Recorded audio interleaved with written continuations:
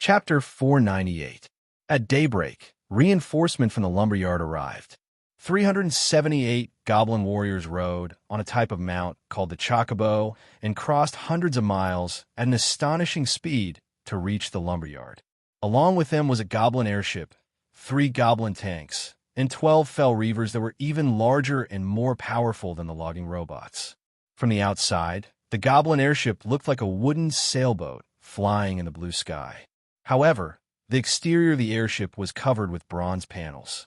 The reason the airship was able to float was not because of supernatural powers, but because of a huge leather bag filled with a mysterious gas. In order to make the goblin airship look cooler, the goblins drew a colorful shark on the floating leather bag of the airship. Then, they used alloy chains to tie the leather bag and the airship together. This way, the goblin airship could use the huge buoyancy of the leather bag to soar freely in the sky. Not only could the goblin airship be used as a means of transportation, but it was also equipped with 4 to 5 powerful magic cannons. Thus, it had the ability to attack both air and ground. As for the goblin tanks, they were just metal war chariots with magic cannons installed. The 4 wide metal wheels were more than 2 meters tall, and the thick and cumbersome war chariot had limited space inside, so it could only fit 3 goblins at the same time. A goblin commander, an artillery gunner, and an observer. Even though it did not carry many people, with its sturdy body and powerful cannons, it was still a terrifying magic machine that no one dared to underestimate. However, the core of the entire goblin army were the 12 fell reavers. From the outside, the fell reavers looked like metal puppets that were 6 meters tall. They had a head, torso, and limbs like humans. But unlike the logging robots, the fell reavers were full-body combat magic machines, and the goblin machinist who operated them hid in the thick torso. On the other hand, the logging robots were half-body engineering magic machines. In order to allow the goblins to see their surroundings clearly, they did not have an upper body like the fell reavers. Instead, the chest area was at the semi-open control platform. Thus, the goblins who operated the logging robots were vulnerable to long-range attacks from their enemies, but the fell reavers did not have such a problem. The sudden influx of such a large group of goblins immediately caused a huge commotion in the lumberyard. Of course, the abnormalities here didn't escape Bliss's detection.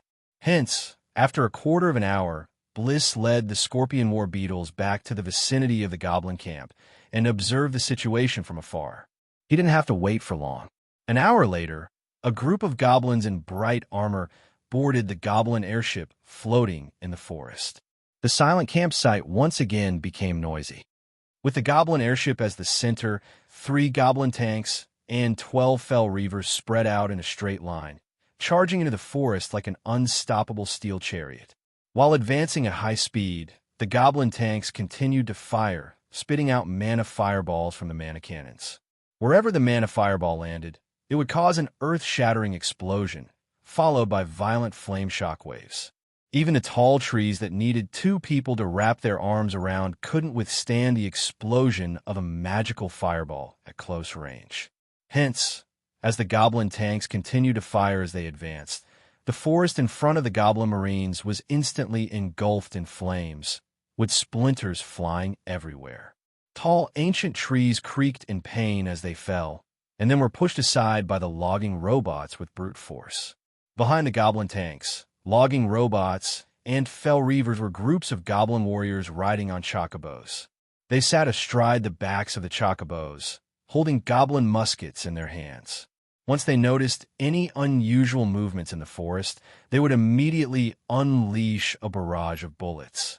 Some of the pheasants, leopards, and horned sheep living in the bushes immediately became the most miserable targets. They were frightened by the deafening mana cannons and fled for their lives. But as soon as they left the forest, they were shredded to pieces by metal bullets. Their flesh and blood soaked the black soil of the forest, but before the blood could seep into the soil, huge metal feet stomped down. When he lifted his feet again, there was a puddle of sticky and disgusting blood paste between his feet and the ground that had been stirred. What were the goblins trying to do? Could it be that they were planning to flatten the entire forest? Blitz's gaze pierced through the sparse trees and landed on the Steel Legion that was advancing in an orderly fashion. They were clearly just a bunch of weak goblins, but when they hid amongst the tall and sturdy magical machinery, their terrifying aura that could kill anyone in their way was a little troublesome for Blitz. The goblin muskets only had a base attack of 30 degrees, which was similar to the attack of a beginner apprentice in the sorcerer world. The mana cannons that were firing wildly had an energy intensity of 70 degrees, which was already at the level of a quasi-sorcerer. Normally, such an attack would not be able to threaten a worm shaman like Blitz. But no matter how small the damage, it could not withstand the sheer number of enemies. Once Blitz appeared within the attack range of the Goblin Marines, a concentrated barrage could heavily injure his undying worm body. The undying worm body did not mean that he was truly immortal. Blitz relied more on the splitting of his worm body to disguise the damage he received. Therefore, every time he was injured, a part of his worm body would disintegrate and carry away the damage he received. Since he was chosen as the vanguard of the plane invasion, Master Grimm had rewarded him with a Berserk rune. This could allow his worm soldiers to explode with twice their original strength for a short period of time. But during the Berserk period, these worm soldiers would only attack the enemies around them in a frenzy and would not listen to Blitz's remote commands. That was something that was rather regrettable. That was why Blitz's current priority was to hide, investigate, and wait for backup instead of foolishly fighting the natives with his life. Therefore, when Blitz discovered the goblins' actions, he could only regretfully lead his worm soldiers into the depths of the forest and make a detour towards Beta Town. On the Goblin airship that was floating nearly 100 meters in the air, the 7th Goblin Marine Regiment commander, Barzik, was leading a group of goblin officers on the side of the ship, constantly scanning the forest with a monocular in his hand, beating the grass to startle the snake, using violent and ferocious attacks to turn the forest into a sea of flames, forcing the terrifying otherworld invaders out. Once they were exposed to the goblin steel army, what awaited them would be a torrential storm of magical fireballs. But it was a pity that no matter how much they tormented the forest, they never found any traces of the worm soldiers. Instead, they accidentally injured countless forest beasts. Even the incomparably ferocious black bears and giant apes would not be able to pass through the dense barrage of bullets. The reason why the green-skinned goblins could become the rulers of the entire plane could be seen from their proficient control of magical machinery and their powerful magical weapons. When the plane lacked magical elements, and the quantity and quality of magical creatures were not enough to threaten the goblin tribe, the green-skinned goblins relied on their powerful engineering and alchemy skills to skillfully use various magical machinery to become the owners and rulers of this plane. In front of them, ordinary creatures that lacked supernatural powers simply did not have the ability to resist them. Be it barbarians, trolls, humans, or other intelligent beings, they could only bow before the goblin warriors armed with live ammunition, becoming lowly slaves who dug for them and managed the plantations. As for civilization, in this plane, there was only the goblin civilization. As for the other civilizations, they had already been blasted into fragments that could not be pieced together amidst the rumbling explosions of magical fireballs, finally buried in the surging tides of history.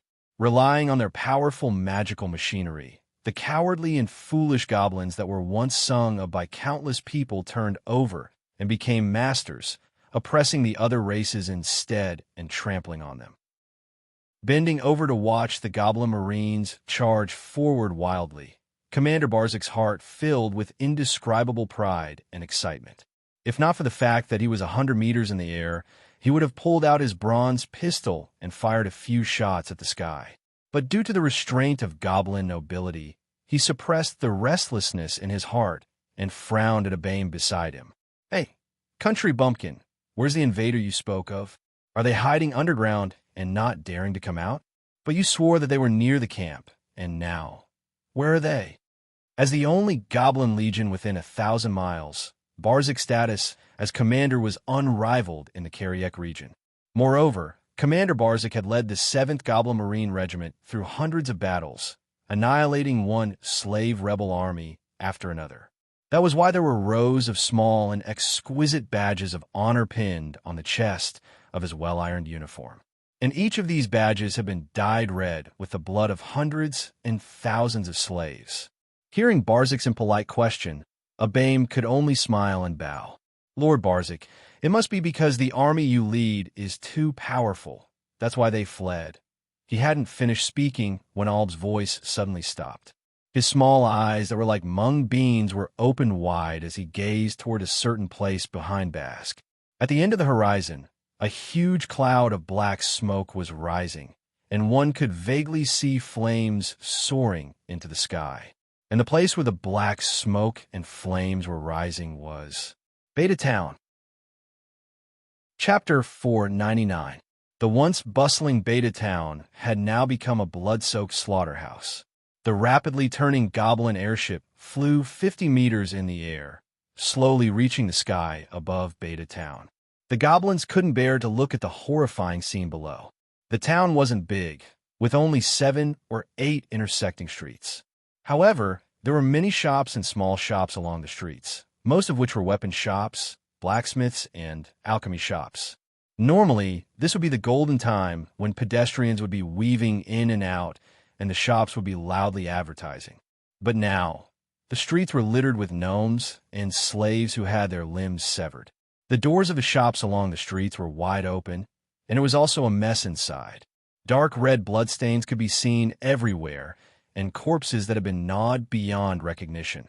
The blacksmiths and alchemy shops had been set on fire. Fierce flames spewed out of the shops, madly licking at everything that could be burned. Although the goblin buildings had mostly been fitted with metal panels to increase their defense, and many of the core parts were made entirely out of metal components. Unfortunately, in front of the all-devouring sea of fire, everything was turned to ashes. Master Beirut is still in the alchemy shop. Abame's pained wails came from the goblin airship. Beirut was the only high-level goblin engineer in Beta Town. If the logging robot had any mechanical problems, only he could repair it. So seeing the alchemy shop also fall into a fierce sea of fire, Abame felt so much pain that he wanted to die. Looking at the raging flames below, the goblin airship could only adjust its direction from time to time, nimbly passing through the pillars of fire on a suffocating black smoke. The attack on Beta Town only lasted for half an hour, but the damage it caused was fatal. That damned enemy seemed to be extremely familiar with this town. After killing their way in from the entrance, they went straight down the streets to the alchemy shop. Then, after slaughtering the alchemy shop and blacksmiths, they followed the nearest road out of the town and fled northwest. And northwest of the town was another lush, tropical rainforest. The reason why the goblins were so clear about the enemy's movements was that they could clearly see a bloody path in the town's panoramic view from the top of the airship. Although the surrounding streets and shops were attacked to varying degrees by the enemy, it was still clear from the degree of destruction and cleansing that where the main battlefield was and where the innocent were affected. When they saw the goblin airship hovering above the town, the goblins who had been frightened by the massacre came out again and waved their arms at the sky. Just when everyone thought that the danger was over, an earth-shattering explosion suddenly occurred in the smithy that was burning. The mushroom-shaped building on the ground instantly collapsed into pieces. Countless wood chips and broken and twisted metal plates flew in all directions like raindrops. In the sky, a terrifying rain of fire suddenly fell. This was a large amount of gunpowder stored in the blacksmith cellar being ignited. After the terrifying explosion, the center of Beta Town caved in to form a huge pit. The bottom of the pit was scorched black and turned into a huge sea of fire. At the edge of the pit, as random items tumbled down, some goblins and slaves could be vaguely seen clinging to the walls of the pit, screaming for help. Corps Commander Barzik's face turned ashen. He gritted his teeth as he looked at the terrible state below him, his fists clenched tightly. Obum, go down and help the mayor immediately. I'm going to take people to track that damned intruder. Quick, carry out the order. Yes. Obum saluted and took the umbrella from the officer next to him. He went to the edge of the airship, clenched his teeth, and jumped down. In order to track the enemy as soon as possible, the airship didn't have time to lower itself to a safe altitude to drop him off. Therefore, even if he knew that the safety of the goblin umbrella wasn't high, Obum could only obey the orders of the Corps commander. When a cluster of small mushrooms bloomed in the sky, the airship turned nimbly and flew towards the northwest of the town. All of you stay alert. Corps Commander Barzik tore off the suffocating wind buckle, waving the bronze handgun in his hand as he roared, "All observers, get into position. We must find that damned fellow. All cannoneers, get ready. Once you find the enemy, I want you to drown him in flames of fury." As it roared, the gnomes with monoculars around their necks ran to both sides of the ship's railings and filled every observation spot. Then, they lifted the monoculars and scanned every suspicious spot below them. Countless goblins were running and shouting within the cabin. Magic cannons forged from bronze were pushed into firing positions. The metal panels on the hull of the airship were pushed open, revealing the pitch-black muzzles of the cannons. However, what was different from Earth was that there weren't mountains of metal bullets and huge barrels in the airship. Instead, they were replaced by boxes of magic batteries. These magic cannons had been perfectly modified by the Great Goblin Empire's Engineering Institute, able to convert the strange energy in the magic batteries into unstable energy fireballs. Once this energy fireball was fired, the slightest collision would cause a terrifying energy explosion. A magic battery that was expensive to manufacture could only fire 5 energy fireballs before it had to be replaced. Therefore, the cannoneers that the Great Goblin Empire nurtured were actually very particular about how to quickly replace the batteries in battle. If a magic battery was replaced before it was completely used up, it would be a huge waste. And if the magic batteries were replaced before the magic cannons had cooled down, it could easily cause an explosion. That was why goblin cannoneers were a profession that required a lot of skill and luck. The goblin airship flew past at a low altitude of 30 meters. Pairs of widened eyes scanned the ground nervously, not letting go of the slightest movement. Finally, at the edge of a woodland 2 miles away from Beta Town, the goblins discovered traces of insects crawling on the soil. Looking at the number of traces, there were clearly no less than 10 insects. Seeing the traces disappear into the dense forest, Corps Commander Barzik was immediately enraged. "Hurry up and tell Neru to hurry over with the Marines. I want him to raise this place to the ground immediately." Neru was the vice commander of the 7th Marine Regiment. When Barzik rushed back with the goblin airship, he deliberately left the vice commander in charge of commanding the army. Thus, under Barzik's strict orders, the 7th Marine Regiment that was rushing to Beta Town immediately changed direction, advancing at high speed towards where the commander was. With the goblin tanks and chocobos as their means of transport, the goblins could advance at a speed of 50 kilometers per hour. However, the slightly clumsy magic-powered armors and logging robots clearly couldn't keep up with the speed of the main force. Thus, the entire army stretched out for 3 to 4 kilometers, like a long snake without joints. The insect Lich Bliss, who had been hiding nearby and watching, couldn't help but lick his lips regretfully. His insectoid army had yet to take shape, and while it was effective in small-scale battles, it was like trying to put out a cart of firewood with a cup of water against a burning cart of firewood when facing a large-scale army. The diversion attack on the goblin town had allowed him to capture a few high-ranking goblins, as well as a large number of magic batteries and other unknown materials. The goblin captives had been moved to a secret crypt, while the spoils of war were stored in his storage ring. That was why he could still maintain such high mobility and agility. As for the traces left at the edge of the woodland, it was just a disguise. Bliss sent out 3 scorpions to lure the enemy's leader elsewhere, while he led the remaining 12 scorpions back towards the sawmill camp. He wouldn't fight the enemy head-on. His master's mission was to survive before reinforcements arrived, and then do his best to expand his insectoid army. In the sorcerer world, an insect lich like him was bound by the rules of the sorcerer world and could never capture intelligent creatures without restraint to expand his army. Here, however, The entire plain was like a piece of delicious cheese that had yet to be developed. No matter what he did here, the despicable sorcerer enforcers wouldn't interfere. That was why he liked this place. Although there were unknown dangers and dangers here, Bliss felt an indescribable sense of comfort and ease from the depths of his heart. He liked this place, or rather, he belonged here. An entire plain filled with delicious flesh and blood was waiting for him to pluck and devour. What could be more beautiful and satisfying than this in this world? Thus, an hour later, Commander Barzik, who was frantically demolishing the place, received another warning from afar. The Sawmill camp was under attack. When he hurriedly brought the 7th Marine Regiment back to the Sawmill camp, all he saw was a scene of devastation and large pools of blood. What was more frightening was that all the goblin guards and troll slaves who stayed behind were gone. There wasn't even a single corpse in the huge camp. The magic batteries stored in the camp's warehouse were also gone. This was the worst news for the 7th Marine Regiment.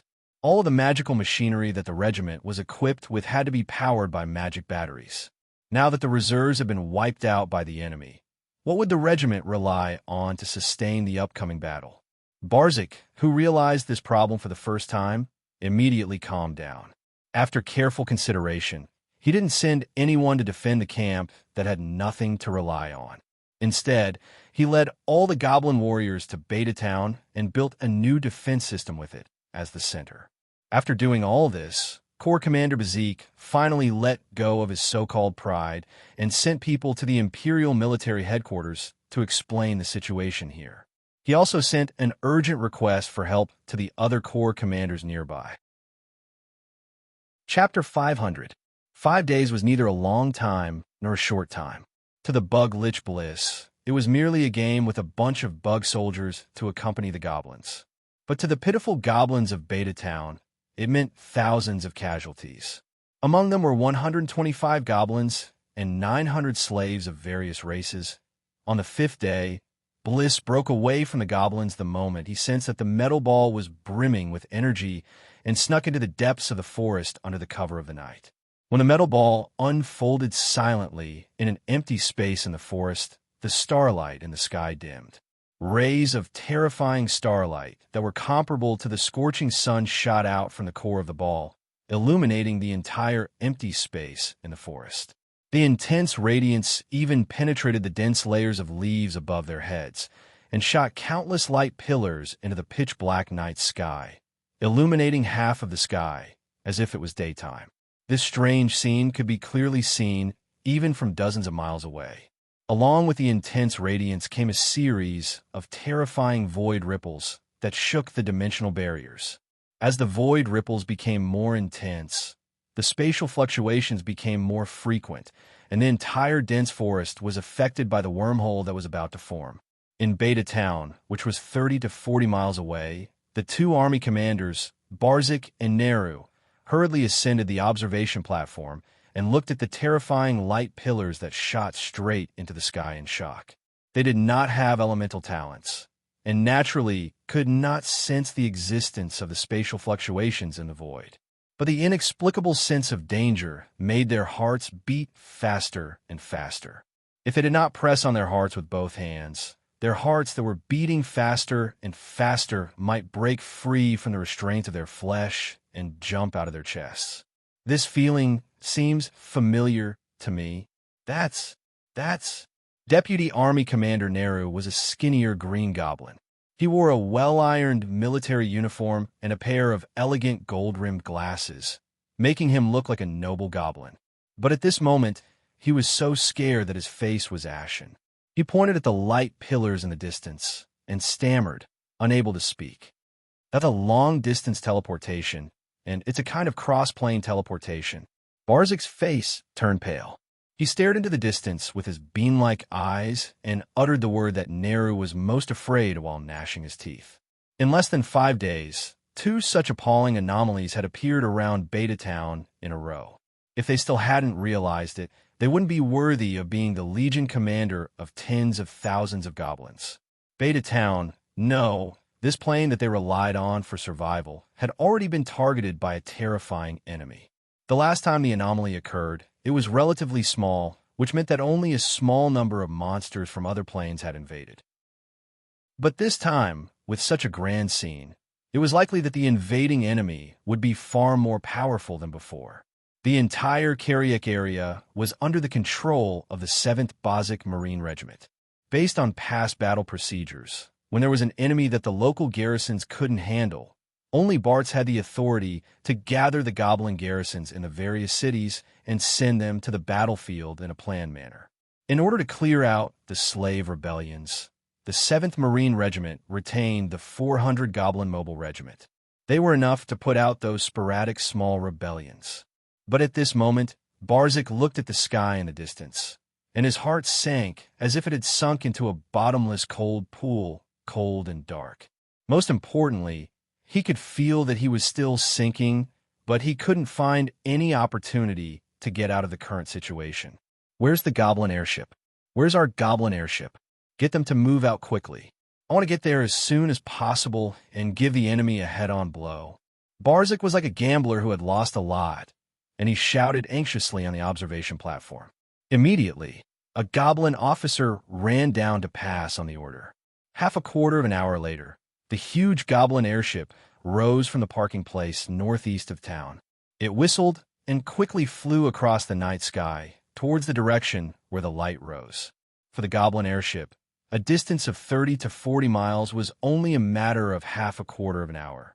In the anxious anticipation of the thousands of goblins in the town, the Goblin airship quickly approached the forest where the accident happened.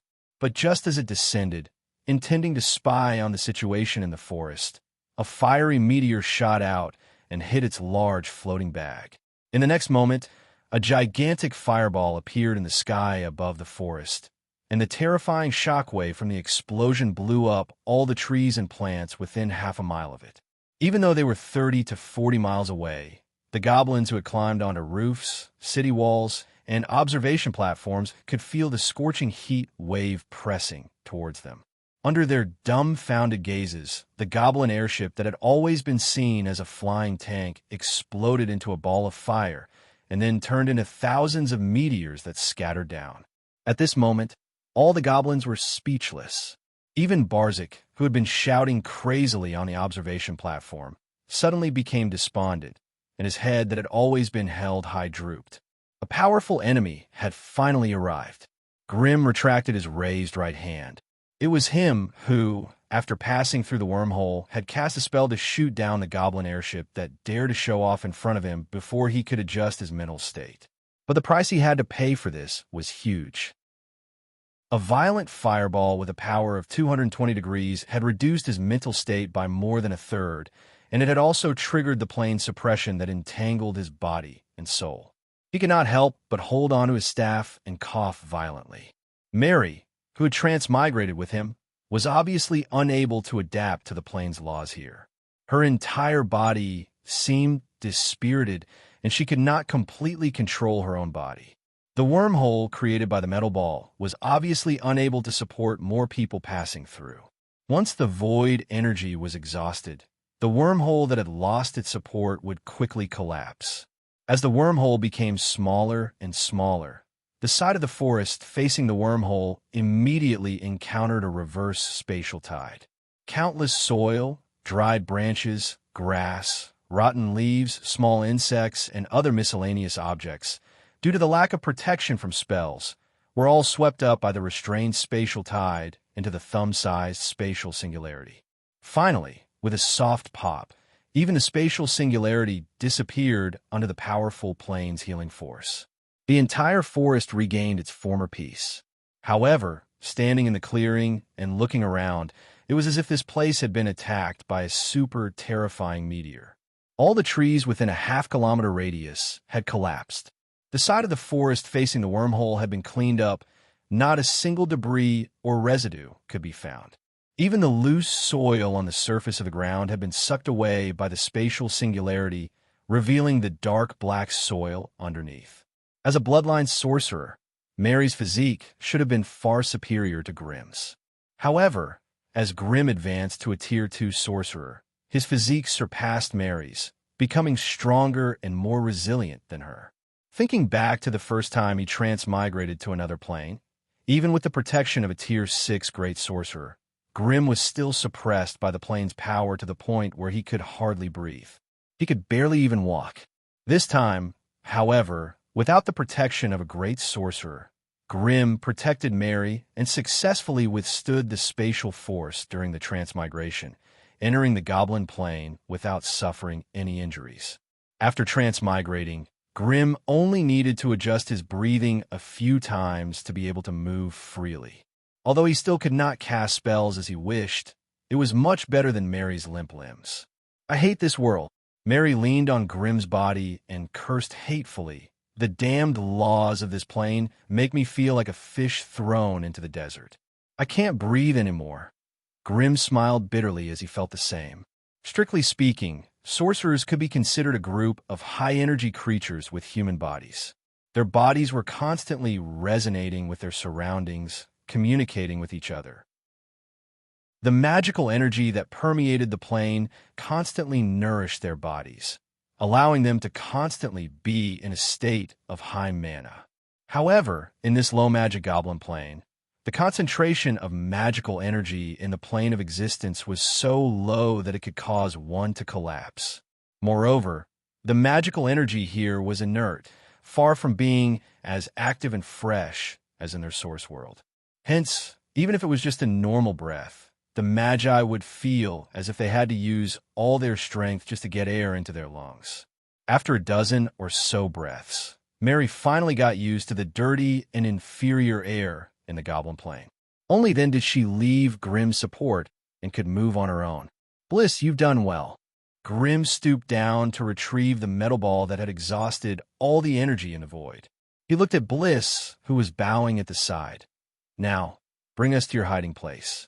I need more first-hand information on the goblin plane." "My lord, everything is ready."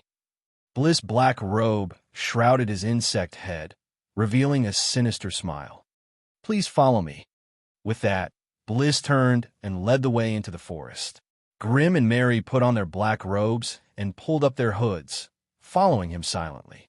In order to avoid being surrounded by the natives, they had no choice but to keep a low profile and be careful. The last time they transmigrated to the night plane, there was a level 6 great wizard there to support them, so the spatial disturbances did not spread too far. But this time, they practically crossed over in a brisk manner. Due to the lack of the wizard's pagoda's concealment, the intense spatial disturbances could travel thousands of miles. Chapter 501. Bliss's hideout was located underground. This was a series of caves hidden 10 meters underground. There were prisons for prisoners, as well as warehouses for storing spoils of war, but most of them were temporary insect breeding rooms. Because the ventilation was too hidden, the air circulation in the cave was not very good. Moreover, breeding insects required a large amount of fresh blood, so the moment Grimm entered, he could smell the foul and fishy stench in the cave. Bliss was an insect wizard and had transformed into an immortal insect, so he did not need air, water, and food as much as he did when he was a human. That was why Bliss was indifferent to the poor living environment. It didn't matter to him if he didn't feel anything, but the goblin captive imprisoned in the prison couldn't feel anything. In such a humid and suffocating environment, all the weaker goblins would die in the shortest time possible, leaving only the stronger ones. Unfortunately, the death of the goblin captives did not concern Bliss at all. The dead goblins would be thrown into the insect nest as food for the larvae to evolve, and not a single bit was wasted. If the food supply was too low, he would go to the goblin settlement and plunder more. There was plenty there anyway. That was why he never worried about the decrease in food supply, nor did he consider improving the living environment of the captives so that they could live longer. Of course, the different ranks of the captives enjoyed different levels of treatment. The few that were somewhat famous among the goblins were picked out and locked up in the elegant room. To prevent them from dying prematurely, Bliss even picked a few female goblins to serve them. This included a high-level goblin engineer, 2 mechanics, and 2 low-ranking officers of the 7th Marine Corps that he had captured from Beta Town. Under Bliss's torture, the goblins gradually revealed some information. However, Their knowledge was limited, and the information they provided was fragmented, making it difficult to pry into the true secrets of the Goblin Empire. That was why Bliss did not get rid of them, and waited for his master to arrive to decide their fate. Grimm expressed great admiration for Bliss's strictness, and the moment he arrived at the secret cave, he interrogated the goblins one by one.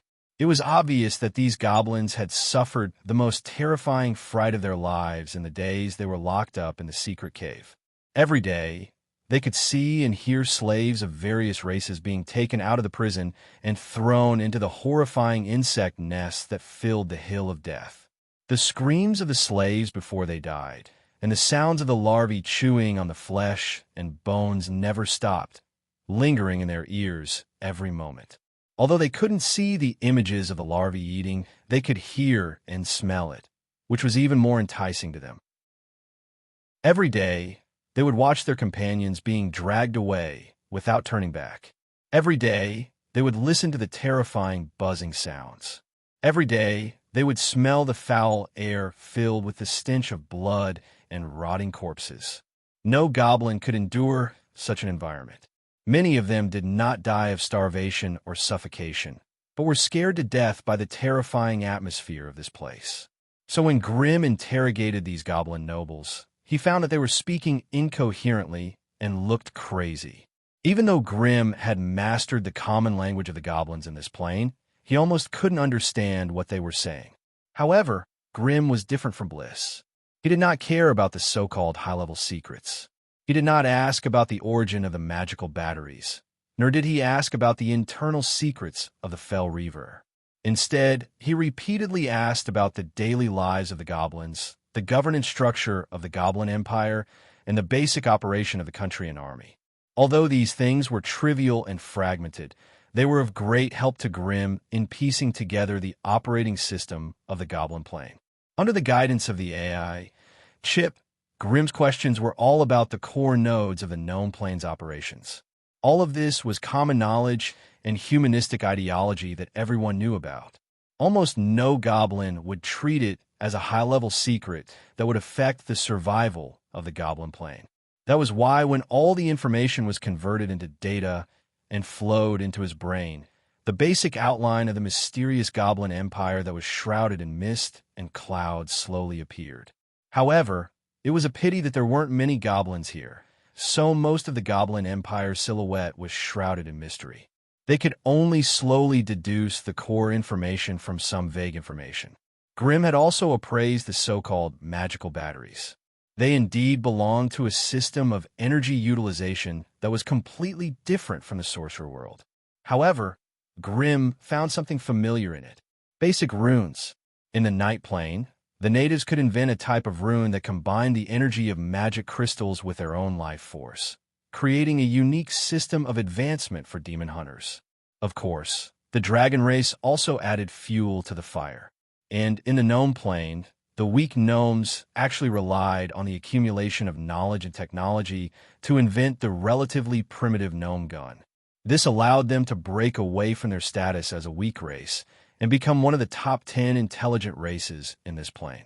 What made the goblins stand out and suppress the other races to become the ruler of the plane was the birth of magic machinery.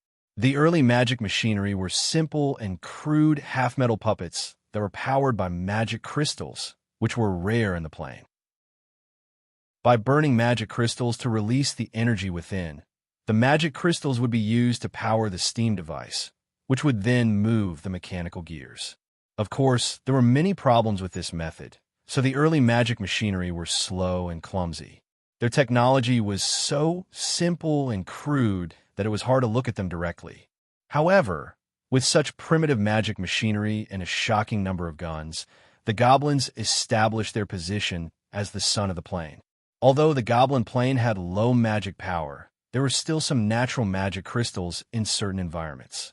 That was why the goblins used their powerful magic army to defeat one powerful race after another. Then, they forcibly enslaved the goblins to mine for them, excavate metal ores, and excavate the rare magic stones. As for the magical batteries, they only appeared in the last 100 years. Some engineers in the Goblin Empire seemed to have received guidance from a mysterious figure from the outside world and applied some of their mystical knowledge to magic machinery. So, the Goblin Empire built a huge spatial furnace near the capital, which could continuously absorb magic energy from the void of the plane and seal it in some special crystal prism. This was the origin of the magic batteries in Grimm's hands. Although the energy in these magic batteries was violent and much more dangerous than magic crystals, there was no limit to the number of magic batteries. So, with the magic batteries, the Goblin Empire got rid of its dependence on magic crystals, and the goblins had an inexhaustible source of energy. With the appearance of the magic batteries, the Goblin Empire began to produce more and more new weapons and equipment, and the overall strength of the Goblin Empire rose at an unprecedented speed. However, the 7th Marine Regiment that Grimm was in contact with was still a local garrison, so they did not have the latest magic equipment. In fact, the more he heard from the goblins, the more Grimm had a bad premonition. This was especially so when the high-level goblin engineer named Barut drew the blueprint of the magic armor on a piece of paper, and Grimm's bad premonition reached its peak. In the process of storing, absorbing, and using magic energy in the Goblin Empire, Grimm had seen too many things that were similar to witchcraft runes. He couldn't help but let his imagination run wild. If there was no communication channel between two completely different worlds, it was impossible to have the same magic runes. For example, the runes that Grimm obtained from the Night Plane were similar to the flame runes of the Sorcerer World. However, the runes were written in a completely different way. The runes of every world existed in a form that was compatible with the laws of the plane. Therefore, the runes produced by the laws of different planes were also different. However, in the blueprint that Barut drew, Grimm saw too many runes from the Sorcerer World. Although they had been distorted by someone, many of the iconic runes were still there, and they were very clear. Especially when Grimm heard Barut talking about the Goblin Empire's father of magic, Prince Gazluvi, in a tone of extreme admiration. His face could not help but twitch. Gazluvi, Gazluvi, Gazluvi. Who could be more familiar with this name than Grimm? The reason he was able to bring bliss and merry into this place was all thanks to the efforts of Grand Duke Gazlurvi. No, he was no longer a Grand Duke. Instead, he was the highest and greatest goblin engineer, alchemist, and inventor in the Goblin Empire. At the same time, he was also the only prince in the Goblin Empire who did not have a royal bloodline. According to the legends, this goblin prince relied on his intelligence and suddenly invented these magical runes that could change the fate of the Goblin Empire. If it was not for the goblin tradition that only those with the royal bloodline could ascend to the throne, Gazluvi might have become the great king of the goblins. Damn! Grimm ordered Bliss to bring the goblins back into the cave while he paced back and forth in the small cave. At this moment, he vaguely understood why the Sorcerer Association listed exchanging knowledge with other planes as the number one taboo after advancing to become a wizard. In the past, he was young and ignorant. He only knew that basic runes were common knowledge in the sorcerer world, and it was not considered a top secret. That was why he made a fair trade with Gazluvi through Cabby. At that time, this kind of exchange seemed to be a great bargain for their side. But now, it seemed that it was really stupid beyond compare. More importantly, he had actually created a huge problem for himself 70 years later. Chapter 502. The outcome of the interrogation was so absurd that Grimm didn't know whether to laugh or cry. At this moment, he finally understood the true meaning of the phrase, "Runes are the source of wizard power." The foundation of knowledge that could push wizards to the pinnacle of power had unparalleled value and significance to other planes. For example, the Goblin Plane had gone through hundreds and thousands of years of nurturing and accumulation of primitive power, such as atomic weapons, steam power, and other things. Only then did it form a unique system of civilization, a mechanical civilization. They had dug out the limits of their mechanical power and were in an awkward situation where they had nowhere else to go. although they managed to dig out the energy of magic stones later on, allowing the Goblin Empire to embark on the path of developing magic machinery. The Goblin Plane lacked magic stones. However, the goblins lacked magic stones in the plane of existence, which tied their hands and feet, making it difficult for them to experience explosive growth and leap forward. However, the beginner runes of the sorcerer world that Gazlervi accidentally obtained had obviously changed the fate of the Goblin Plane. Gazlervi was indeed a great inventor. Just by modifying witchcraft runes, he actually created goblin runes that were suitable for magic machinery in the low-magic Goblin Plane. The combination of goblin runes and magic machinery made the Goblin Empire even more powerful. From a certain point of view, this tiger was raised by Grimm one bite at a time. This was what Grimm was most vexed about. However, the most vexed person in the underground cave was not Grimm, but the insect Lich Bliss, who had just welcomed a new batch of warbugs. The black swarm of war bugs filled half of the cave. This scene should have made Bliss ecstatic. However, his face was ashen and he was furious. It was for no other reason than the newly hatched warbugs. He had captured so many captives in one go and used their blood to irrigate the bug nest, but all that crawled out of the nest were spiked scorpion larvae. The reason was that the energy contained in the flesh and blood of these prey was too thin. It was so thin that it was not enough for the spiked scorpion larvae to evolve into adult ones. Bliss had no choice but to accept the cruel reality in front of him. In the upcoming planar war, he would still only have 15 spiked scorpion warriors to use. The rest would only be cannon fodder. It was unwise for them to face a native army that had gathered the elites of the plane with their current strength. However, just as Grimm and the other two were quietly resting and waiting for the plane suppression to gradually ease, a mysterious force beyond their imagination was slowly approaching the lumberyard camp. The new enemy came from the sky. A terrifyingly huge airship that was more than 10 times larger than the Goblin airship slowly stopped in the sky. The huge body of the airship cast a huge shadow on the ground. Then, a dozen black dots that were visible to the naked eye jumped off the airship and rapidly expanded in their field of vision. At a low altitude of less than 20 meters from the ground, more than 10 black dots suddenly spewed out orange flames, and then their falling speed abruptly slowed down. Finally, with a series of dull thuds, 13 peculiar magical machines that were 4 meters tall, but a few times smaller than the Fell Reaver, descended from the sky and landed steadily on the empty ground. Even with the recoil of the flames, these magic machines still left large craters that were half a meter deep on the ground. Then, amidst a series of metallic screeches, beast-shaped magical machines of various shapes and sizes appeared in the field. Wolf, bear, octopus, ape, pterosaur, giant. The 13 strange magic machines had 13 different shapes. Not only did they cover the sea, land, and air, even some of the rarer species could be seen. Most of these magic machines were 3 to 5 meters tall and were not as heavy and clumsy as the Fell Reaver. When they gathered in front of a 3-meter-tall metal goblin with strange footsteps, their movements gave off a lithe and nimble feeling. Asterisk crack crack, asterisk with a strange crisp sound. The black wolf-like magic machine suddenly opened its mouth, and a small console slid out from within. Sitting on it was a goblin wearing a strange uniform. "Boss, it's here." According to the report from the local garrison, the area where the invaders are active is here. "Yes, boss. Should we split up or gather together?"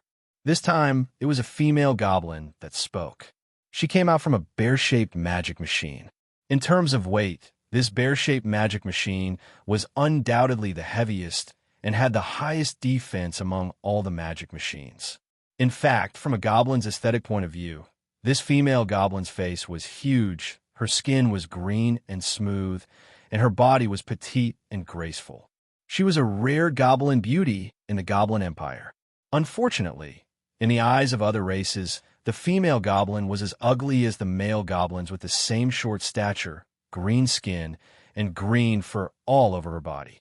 With these two guys taking the lead, The rest of the magic machines immediately opened their cabins, revealing the goblin warriors hiding inside.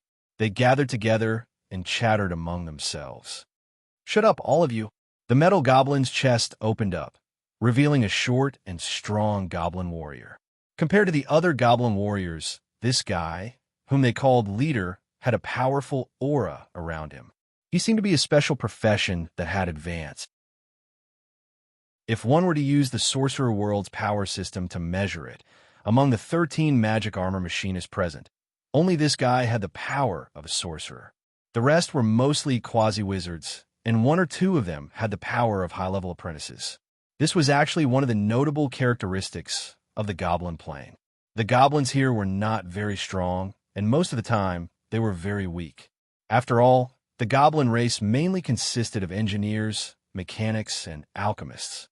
It was already unimaginable for them to be able to increase their physical attributes to the level of a sorcerer in such a low magic world.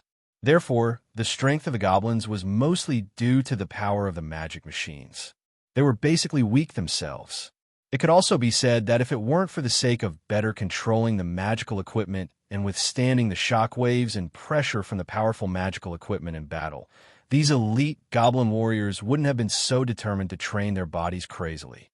After all, when the magic machines moved at high speeds, ordinary goblins would not be able to withstand the super overload and would die directly. The leader of the metal goblins said coldly, "Don't be too arrogant. This time, the invading creatures from another world are famous evil sorcerers in the multiverse. Since Lord Gazler sent us here, it's for us to successfully capture those evil sorcerers, not for you guys to come here for a holiday. So, all of you, keep your spirits up. If we capture those sorcerers, I'll invite you guys to Vini Beach for a month." "Wow, boss, you're so great. Long live Tigul. Boss, we'll all listen to you." Hearing the promise of the goblin mechanic leader Tigul, the Magic Machine Legion immediately burst into loud cheers. The goblin mechanics danced excitedly as if victory was within their grasp. After a series of clanking sounds, all the goblin mechanics retreated into their magic machines and controlled them to carefully search the lumberyard camp. After being ravaged several times, the lumberyard's campsite had long since become unrecognizable. It was a scene of devastation. The logs that were originally piled up in piles were now scattered everywhere. The original dozen or so wooden houses and workshops in the camp had also collapsed and could no longer be used. However, what puzzled the goblins was that although most of the buildings and items in the camp had been severely damaged, they did not disappear. Only the goblins and foreign slaves stationed in the camp were missing, as if they had been taken away by the enemy as spoils of war. Of course, the magic batteries that were stored in every camp had also gone missing. The octopus-like magic machine in the Magic Machine Legion clearly had a talent in tracking. The dozen or so metal tentacles under its huge metal head stepped on the ground and followed the vague traces left by the enemy into the forest. The rest of the magic machines immediately followed behind the octopus-like magic machine and searched the depths of the forest in a fan shape. In the sky, the moment the Magic Machine Legion went deep into the forest, in a secret room inside the giant floating ship, an old goblin wearing a luxurious noble robe was crouching in front of a concave lens, squinting his eyes as he carefully monitored everything that was happening on the ground. As he gently rotated the rotors, the rotating mirror constantly adjusted its angle, always aiming at the Magic Machine Legion. Under his command, the giant floating ship slowly advanced into the depths of the forest under the drive of a mysterious force. "Prince Gazlervi, do you think, should we put the rest of the mecha squads down as well?" On the metal control panel in front of the old goblin, Captain Tort's voice suddenly came from a loudspeaker. "There's no need." The old goblin sneered and said coldly, "The first batch of wizards sent by the enemy can't be too strong. We must lure them out of their hiding place as soon as possible. If we send too many magic machines, they will be scared away. This time, no matter what, we must capture them alive. I must obtain the knowledge in their minds." After saying that, he coughed violently and panted. It could be seen that this Gazlervi, who had dealt with Cabby many times, had become very weak, as if he had entered the declining period of the goblin race. Understood. In a loudspeaker, Tort's voice sounded again. Don't worry, Prince. We will definitely complete the mission. Everything for the Empire. Towards the end, the gnome captain's tone was filled with fervor and excitement. The Empire? He. After turning off the communication, Gazlurvi could not help but sneer. I'm doing this for the immortality spell in their minds. Those idiots in the Empire only know how to stick to the old traditions, guarding a narrow world to rule. All of them added up is not as valuable as my life. Cabby, little fool, do you really think I don't know what you've done in secret? He. I hope that your master is among the wizards who have traveled here this time. This way, you will know that the great Gazlurvi is the smartest goblin in the world. Chapter 503. The arrival of the strange party did not escape the notice of Bliss's eyes. After quickly cleaning up the underground cavern, Grim and the other two returned to the surface and laid an ambush in the forest. From the looks of it, this party of magic weapons that had followed the traces they left behind should be the elite troops of the Goblin Empire. Since the planar war was going to break out sooner or later, it was best to take advantage of the opportunity to find out more about their enemies. Hence, Grim and the other two did not choose to leave. Instead, they laid an ambush and waited for the strange party to arrive. Since the Goblin Empire was able to dominate the entire plane, they definitely had their own strengths. The goblins themselves were weak, and Grim and the other two did not take them seriously at all. Hence, the reason why they were so strong was because of these magical weapons that resembled metal puppets. Hence, even if it was just to gather some basic data, this battle was a must. Mary had rested for a night. Although she had not recovered to her peak, her basic combat abilities were no longer affected. Grim was a grade 2 fire wizard. Although he had to endure more pressure from the plane, the speed at which he analyzed the laws of the plane was not slow with the help of the AI chip. Hence, he still had basic combat abilities. Mary flapped her wings and flew to the top of a tree, using the dense canopy to conceal herself. Bliss, on the other hand, laughed coldly and burrowed into the ground, disappearing without a trace. However, with the existence of a soul contract, Grim could sense that Bliss was hiding underground in a large shrub on the right. His scorpion battle beetles had already spread out to every corner of the forest. Grim did not hide, nor did he need to. He stood alone at the entrance of the underground cavern, calmly observing every movement in the distance. Amidst a series of strange metallic noises, a team of 13 battle magical machines slowly entered his sight. Grim's powerful gaze slowly swept across the magic weapons. Blue light flickered in his eyes, and he immediately deduced their external appearance, habits, positions of nodes, and possible methods of attack in the shortest time possible. Of course, it was just a deduction. All the details had to be verified in battle. So, since we are here, let's fight. Grim didn't say a word. He grabbed at the air with his right hand, and dense fire element frantically gathered in his palm. A head-sized lava fireball quickly appeared and floated in the air. As the fireball spun, the terrifyingly high temperature and the approaching hot wind made the demonic machine squad that had just entered the battlefield stop in their tracks. At this moment, such a scene unfolded in front of the entire demonic machine squad. A man, a powerful wizard who was more than 2 meters tall, stood in front of them. He held a terrifying fireball in his hand, and the intensity of the flames kept rising. He stared at them coldly. With the help of the recon meter in the battle magic machine, they could clearly see the energy value rising rapidly. 2,300 degrees, 2,500 degrees, 3,000 degrees, 500 degrees. Damn it, how could the enemy be so strong? A fireball he casually gathered could reach a temperature of 3,000 to 4,000 degrees. If they were hit head-on by such a fireball, none of the battle magic machines would be able to escape unscathed. The demonic machine squad swallowed their saliva with difficulty. The arrogant demonic machine squad immediately became silent. Some of them even stealthily moved their magic machines to the periphery. Of course, it wasn't because they were afraid of retreating, but because they wanted to widen the battlefield to avoid colliding with each other while dodging the fireball. Evil wizard, I am Tigul of the demonic machine squad.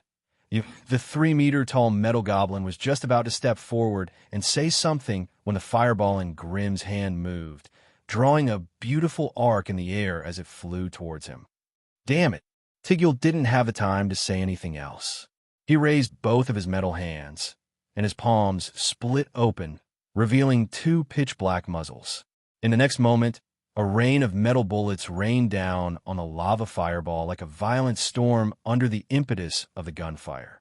The rest of the battle magic machines also retreated, extending pitch-black muzzles from various parts of their bodies to assist their captain in intercepting the terrifying fireball.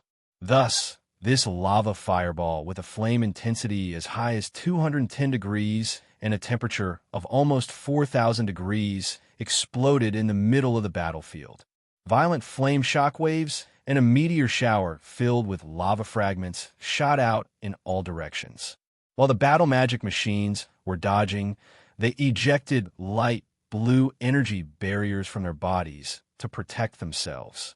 The energy barrier seemed to only be effective against magical elements and could not block purely physical attacks. Therefore, the lava shards easily penetrated the combat magic machines and smashed against their metal shells, producing loud bangs.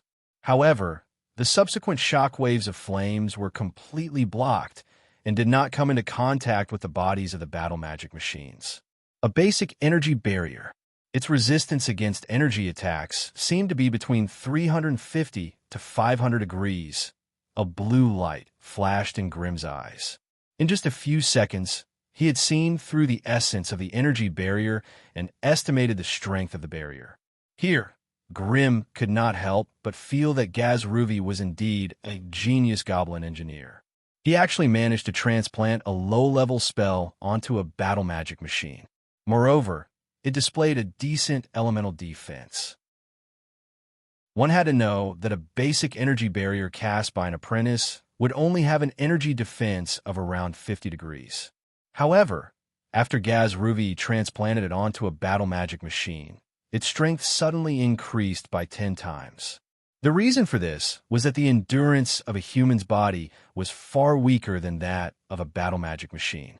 An energy output of up to 50 degrees in an instant was still within the endurance of a wizard apprentice's body. If the defense was increased by 10 times, it might sound like the defense would be better, but the wizard apprentice would be completely crippled. However, this problem did not exist with battle magic machines. As long as the metal body could withstand it, the instantaneous energy output was usually several times or even tens of times greater than that of a human. If they could choose better and more suitable magic metals to build the energy transmission system, it would not be a problem to instantly increase the energy output to 100 times that of a human. Therefore, by relying on the uniqueness of the battle magic machine, they were able to reach the strength of an advanced energy barrier with just a basic energy barrier. Seeing this, Grimm could not help but frown slightly. Even a grade 2 fire wizard like him would need 3 all-out attacks to break through an energy barrier of 500 degrees. If it was an agility-based wizard like Mary, it would probably take 7 to 8 consecutive attacks to break through. Grimm's heart skipped a beat. He immediately sent the data he had calculated to Mary and Bliss. Now that he had tested the battle magic machine's defense, he needed to test its attack power. Grimm strode forward, grabbing and tossing with one hand, and a powerful lava fireball flew out. The fireball's attack power was more than 200 degrees, and it was enough to put a heavy psychological pressure on the magic machine squad. In order to test its accuracy, Grimm did not use a lava barrier. Instead, he used a pure flame barrier. The violent and ferocious elemental flames condensed into a shield-like flame barrier that rotated rapidly around Grimm's body, blocking all the attacks for him. The torrential barrage of metal bullets landed on the flame shield. The incoming metal bullets were all melted by the high temperature of the flames into liquid metal, and then completely vaporized in a small explosion of flames. Grim continued to move forward. The 3 fire shields that were spinning around him crackled and popped. The shields formed from pure flames were trembling, and dark red cracks had already appeared on the surface of the bright red shields. 15 to 25 degrees. Grim immediately estimated the basic strength of the battle magic machine's metal bullets and made a basic evaluation of their attack power. The good thing was that the battle magic machine's bullets were purely physical attacks and did not carry any elemental damage. The bad thing was that the battle magic machine's attacks were too fast. Once the attacks of a beginner apprentice were stacked together, they could cause a lot of trouble to a wizard. The 13 battle magic machines surrounded Grim and kept a distance of 20 to 30 meters from him. The battle magic machines then crazily flooded the battle magic machine's body with their metal bullets. Most of the battle magic machines were destroyed by the strange flame barrier around Grim's body. Some of the bullets missed and landed on the tall, ancient trees around him. Even the trees that needed 3 people to wrap their arms around them could not last more than 2 seconds. Wood chips flew everywhere, and the trees were riddled with holes.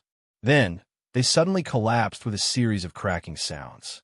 Through special observation lenses, the goblin mechanics hiding in the magic machines watched the human wizard being surrounded and beaten up by the battle magic machines, but he could not fight back at all.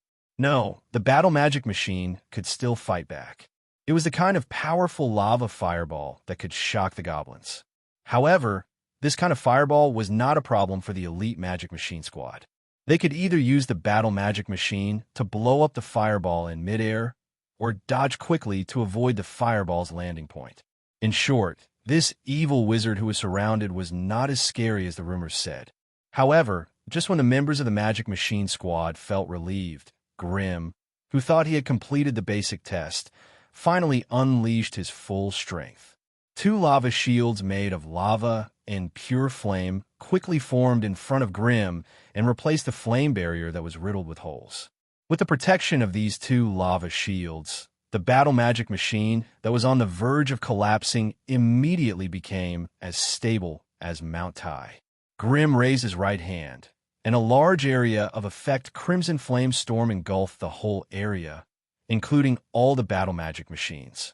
The violent and ferocious elemental flame turned into hundreds and thousands of flame streams that collided with each other randomly, creating a mess in the battlefield. It also quickly blocked the vision of the goblin mechanics. Be careful. High-speed teleportation. Captain Tigul was experienced. He immediately sensed that something was wrong and loudly warned. Chapter 504. Almost at the same time that the goblin mechanic's vision was blocked by the raging flames, Grim disappeared. When he reappeared, he was already beside the wolf-shaped magic machine. In one breath, 3 lava fireballs exploded beneath the wolf-shaped magic machine.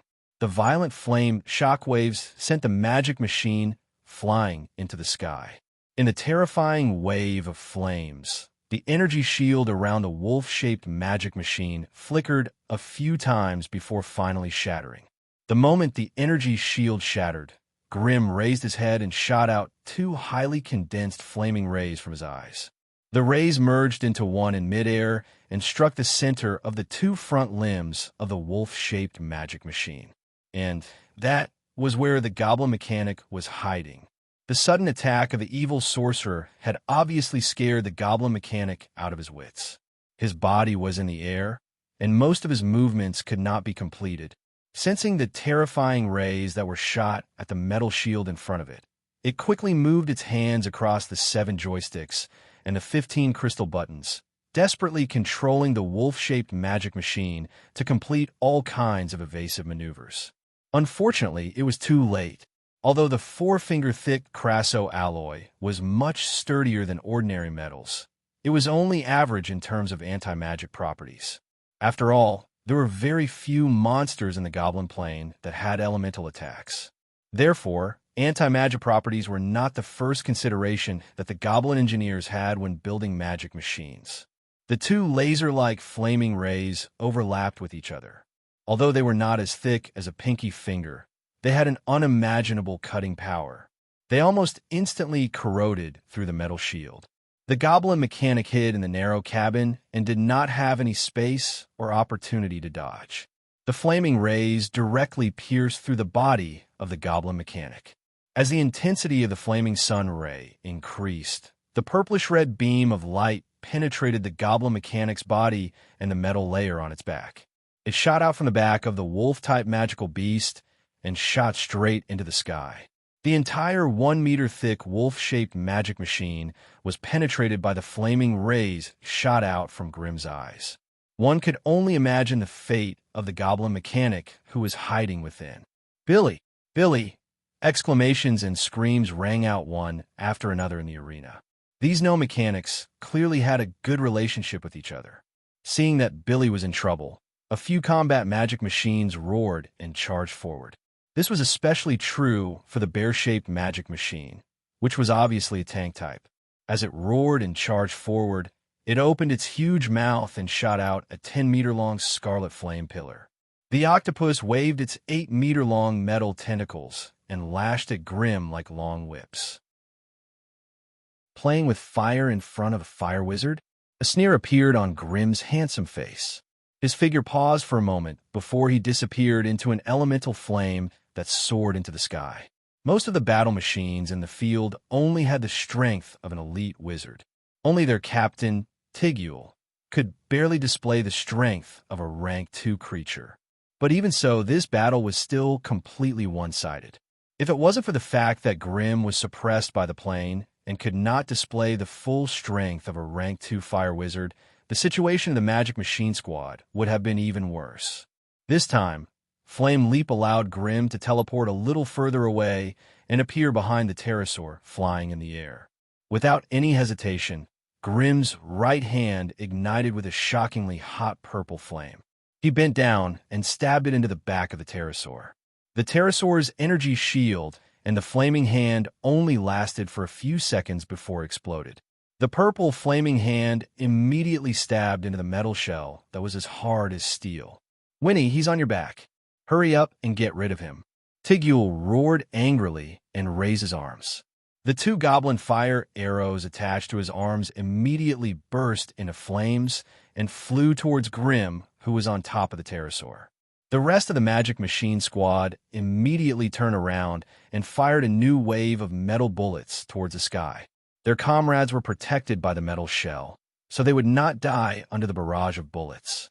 Therefore, they could attack with all their might and force the damned, evil wizard away from Winnie. Grimm let out a muffled groan. He could not care less about killing the little guy under him. He kicked off the ground and disappeared in midair with a flash of flames. "Damn it! Hurry up and dodge." Just as Tigule's metal gnome rushed under the pterosaur, he saw the evil Magus disappear into the flames once more. He could only come to a sudden halt and warn his companions as he quickly searched for the location of the evil Magus. With a light sound, Grimm appeared behind the octopus magic machine this time. His eyes swept across the 3 metal tentacles under the octopus magic machine in an instant. The octopus magic machine wanted to turn around and escape, but Grimm stretched out his hand. Countless fire elemental particles in the air instantly condensed into a huge flaming hand that covered the sky and grabbed the octopus magic machine's round metal body. The huge flaming hand closed slightly, and the 5 thick fingers that were wreathed in raging flames immediately squeezed the energy shield until it creaked. Seeing that he was unable to break through the opponent's energy shield, Grimm let out a soft shout. He raised his flaming hand, and the struggling octopus magic weapon immediately turned into a huge bowling ball, smashing ferociously at the metal gnome that was pouncing over. Seeing his subordinates in trouble, Tigule, who had no choice but to save them, could only control the metal gnome to leap high into the air. Its 2 thick metal hands caught the howling octopus magic weapon. Under the huge impact of the octopus magic machine, the 2 men were sent flying for more than 10 meters before they landed on the ground. Tigule stretched his leg forward and kicked back, sinking more than half a meter into the ground before he could dissipate the huge impact. However, with this delay, Tigul was forced to leave the battlefield by the octopus magic machine. Grimm smiled coldly and disappeared into the flames once again. Seeing that Grimm had disappeared, all the battle magic machines on the battlefield shuddered and gathered together. They stood back to back and watched their surroundings vigilantly. Those that stood further away were shocked and immediately started to move at high speed. To be honest, under the unpredictable attacks of the octopus magic machine, even though they had the advantage in numbers, they were still surrounded. Even though their companions were right beside them, they did not feel safe at all. If there was even the slightest movement around them, they would do their best to escape while pouring out their metal barrage. Although they knew that the metal barrage posed almost no threat to the octopus magic machine, it could still slow down the octopus magic machine and buy them a few seconds to escape. Therefore, as long as the ball of flames got close to any combat magic machine, it would immediately be attacked by the terrifying barrage. This time, Grimm did not appear beside any combat magic machine. Instead, he flashed almost 100 meters away from them. When he stepped out of the pillar of flames, his left hand was already holding the destructive flame wizard staff. A high-pitched and sharp witchcraft incantation echoed in the sky. Damn it, this evil wizard did not even chant an incantation, but the witchcraft he cast was already so terrifying. If he was allowed to finish his incantation, the magic machine squad would suffer even more casualties. Almost instantly, the combat magic machines that were scattered all over the battlefield immediately fanned out and pounced towards the octopus magic machine squad. While running, they continuously attacked the lava shield around the octopus magic machine squad. While they were focusing all their attention on Grimm, Mary, and Bliss, who were hiding in the dark, finally made their move. Mary chose the pterosaur magic machine. It was the only one among all the combat magic machines that could fly at an altitude of 20 meters. More importantly, the energy shield around its body did not recover in time. Such a mistake should not happen on a battlefield where life and death were at stake. Just as the pterosaur magic machine was about to dive down and launch a surprise attack on Grimm, a huge figure with bat wings suddenly appeared on its back. There, on the metallic body with smooth lines, was an inverted triangular hole. That was the mark left behind by Grimm's attack, because he did not have enough time to corrode the pterosaur magic machine squad's shell. Mary's tall and graceful body swayed gently as she walked above the hole. She instantly pulled the huge blood-colored bow in her hand to its fullest extent. Incomparably violent blood-colored energy quickly gathered at the tip of Mary's finger, condensing into an exquisite blood-colored arrow. Bang! The bowstring exploded. The blood-colored arrow pierced through the hole and immediately penetrated the last remaining piece of the metal shell. Then it exploded in the goblin cockpit. The goblin mechanic named Winnie died instantly. All her blood essence was corroded, turning into a thick blood mist that returned to Mary's body. The pterosaur magic machine fell from the sky. The insect Lich Beasley had his eyes on a huge metal giant. Due to its large size, its movements were slow, so it inevitably fell behind its companions. However, just as the metal giant was moving forward and firing with all its might, the layer of mud beneath its feet suddenly collapsed, catching it off guard and causing it to fall to the ground with a loud bang. Before the metal giant could get up, an innumerable horde of insects surged out of the broken mud like a tide, instantly devouring its body. The metal giant struggled desperately in the horde of insects, but its body was firmly restrained by a dozen thorny scorpions that swarmed it. Thus, the horde of insects crawled all over the metal giant's body, drilling all over its body, looking for a hole that led to the inside. But you don't say, they really found it. The goblin mechanics still needed to breathe even when hiding in the cabins of the magic machines, so every combat magic machine had air vents on the surface that led directly to the cabins. However, under normal circumstances, these air holes were very hidden and extremely small, so ordinary enemies would not be able to attack the goblin mechanic through them. However, the scorpions controlled by the insect Lich Bliss were obviously not ordinary enemies. Chapter 505. To be fair, the basic strength of this demonic mechanical mech legion in front of him was not bad. The basic combat strength of its members could reach the level of a veteran wizard, and their leader, Tygol, even had the strength of a Grade 2 wizard. However, while their strengths were outstanding, their weaknesses were even more prominent. The ones piloting the magic machines were all well-trained goblin mechanics. They hid in the cramped cabin, and there were still many blind spots in the areas that could be seen through the lenses. Moreover, they were still too weak. Once the shell of the magic machine was broken, they often could not withstand a casual attack from a wizard. However, the most limiting factor in the combat strength of the magic machines was the lack of enough magic iron alloy. They used the strongest crasso alloy in the goblin plane to create the magic machines. This alloy had reached an outstanding level in terms of toughness and toughness. Unfortunately, its magic resistance was too weak. The goblin plane lacked magical creatures, so they would not invest a huge amount of money in researching an excellent magic iron alloy for a few monsters. This caused the Magic Machine Legion's metal shell to be easily pierced by wizards when they were attacked by excessive spells.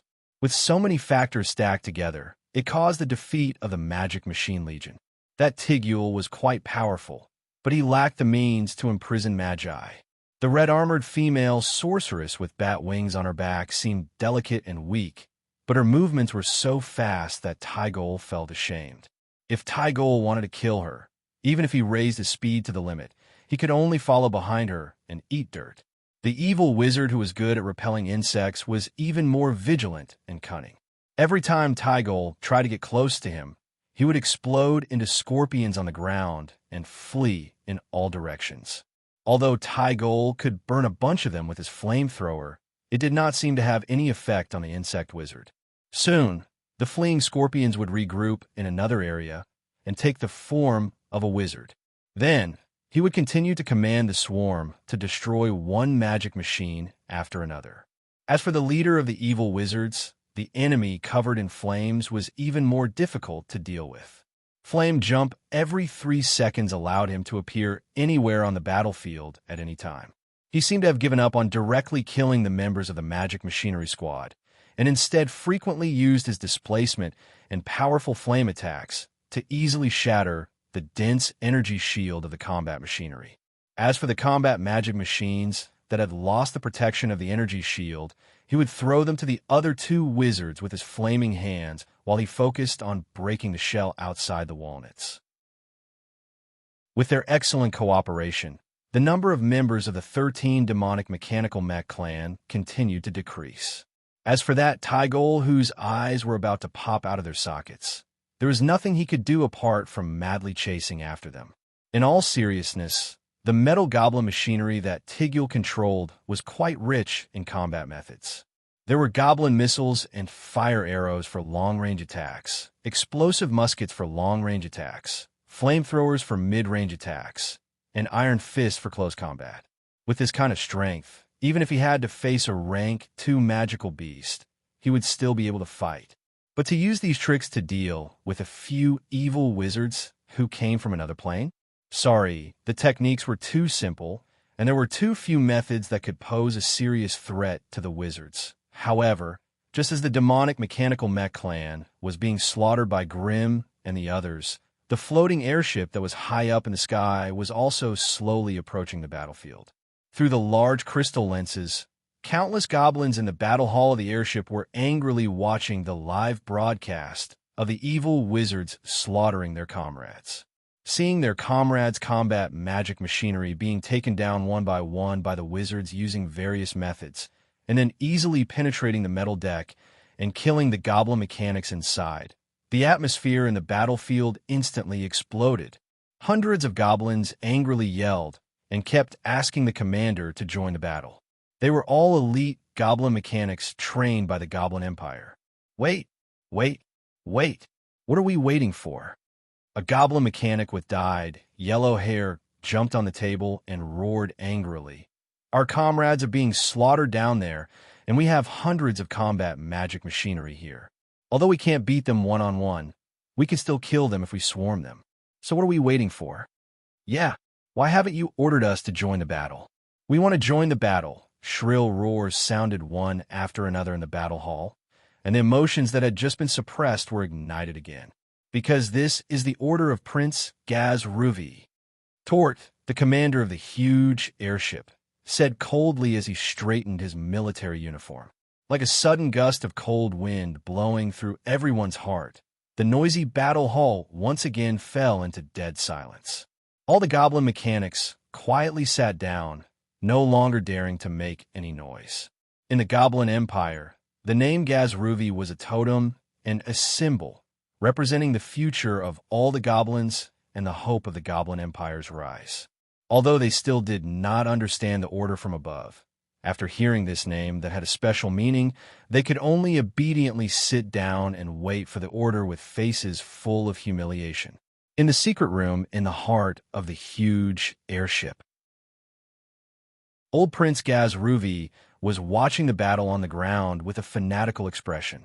Gazing at the endless fire spells, the powerful half-human, half-bat sorceress, and the unpredictable insect-repellent sorcerer, Gaz-Ruvi didn't feel the slightest bit of reluctance, even though it was his own magic machine legion that was being trampled by them. Instead, he displayed sufficient excitement and madness. Ever since he became a prince, he took off his ugly white trench coat, but he did not remove the goblin multi-function detection glasses on his right eye. At this moment, he was watching the sorcerer's battle with great interest while using different instruments to measure the level of the sorcerer's attack energy. When the amazing numbers were projected on the monocle, the old goblin could not help but exclaim, especially when the monocle locked onto the fire sorcerer. This was especially so when its monocle locked onto the fire wizard. The power of the spells that the fire wizard cast with every move he made was off the charts. Every number that appeared on the monocle was blood red. Tort, prepare the giant goblin cannon. I want to see how strong these sorcerers are. The old goblin grabbed a golden megaphone and screamed loudly. Yes, Prince. As the order was given, the metal deck at the front of the floating airship split to the left and right, and a black muzzle with a diameter of 1 meter appeared. Then, as the airship shook violently, a huge amount of magic energy was transferred from the engine room to the giant goblin cannon, and the muzzle gradually lit up with a terrifying, blinding black light. In the secret room, the old goblin controlled the giant cannon and aimed the crosshair at the fire sorcerer, standing tall. Through the giant monocle, the old goblin could clearly see the fire sorcerer raise his head, and his eyes burning with crimson flames collided with the old goblin's gaze from thousands of meters away. Have a taste of my giant goblin cannon. Invader. The old goblin let out a high-pitched scream and fiercely slammed the crystal button on the table. A muffled hum was heard. The airship trembled as a blinding beam of black light shot toward Grim like a bolt of lightning. Grim had long since noticed the abnormality in the sky. The abnormally powerful magic energy was like a rising black sun, and it was difficult to ignore its existence.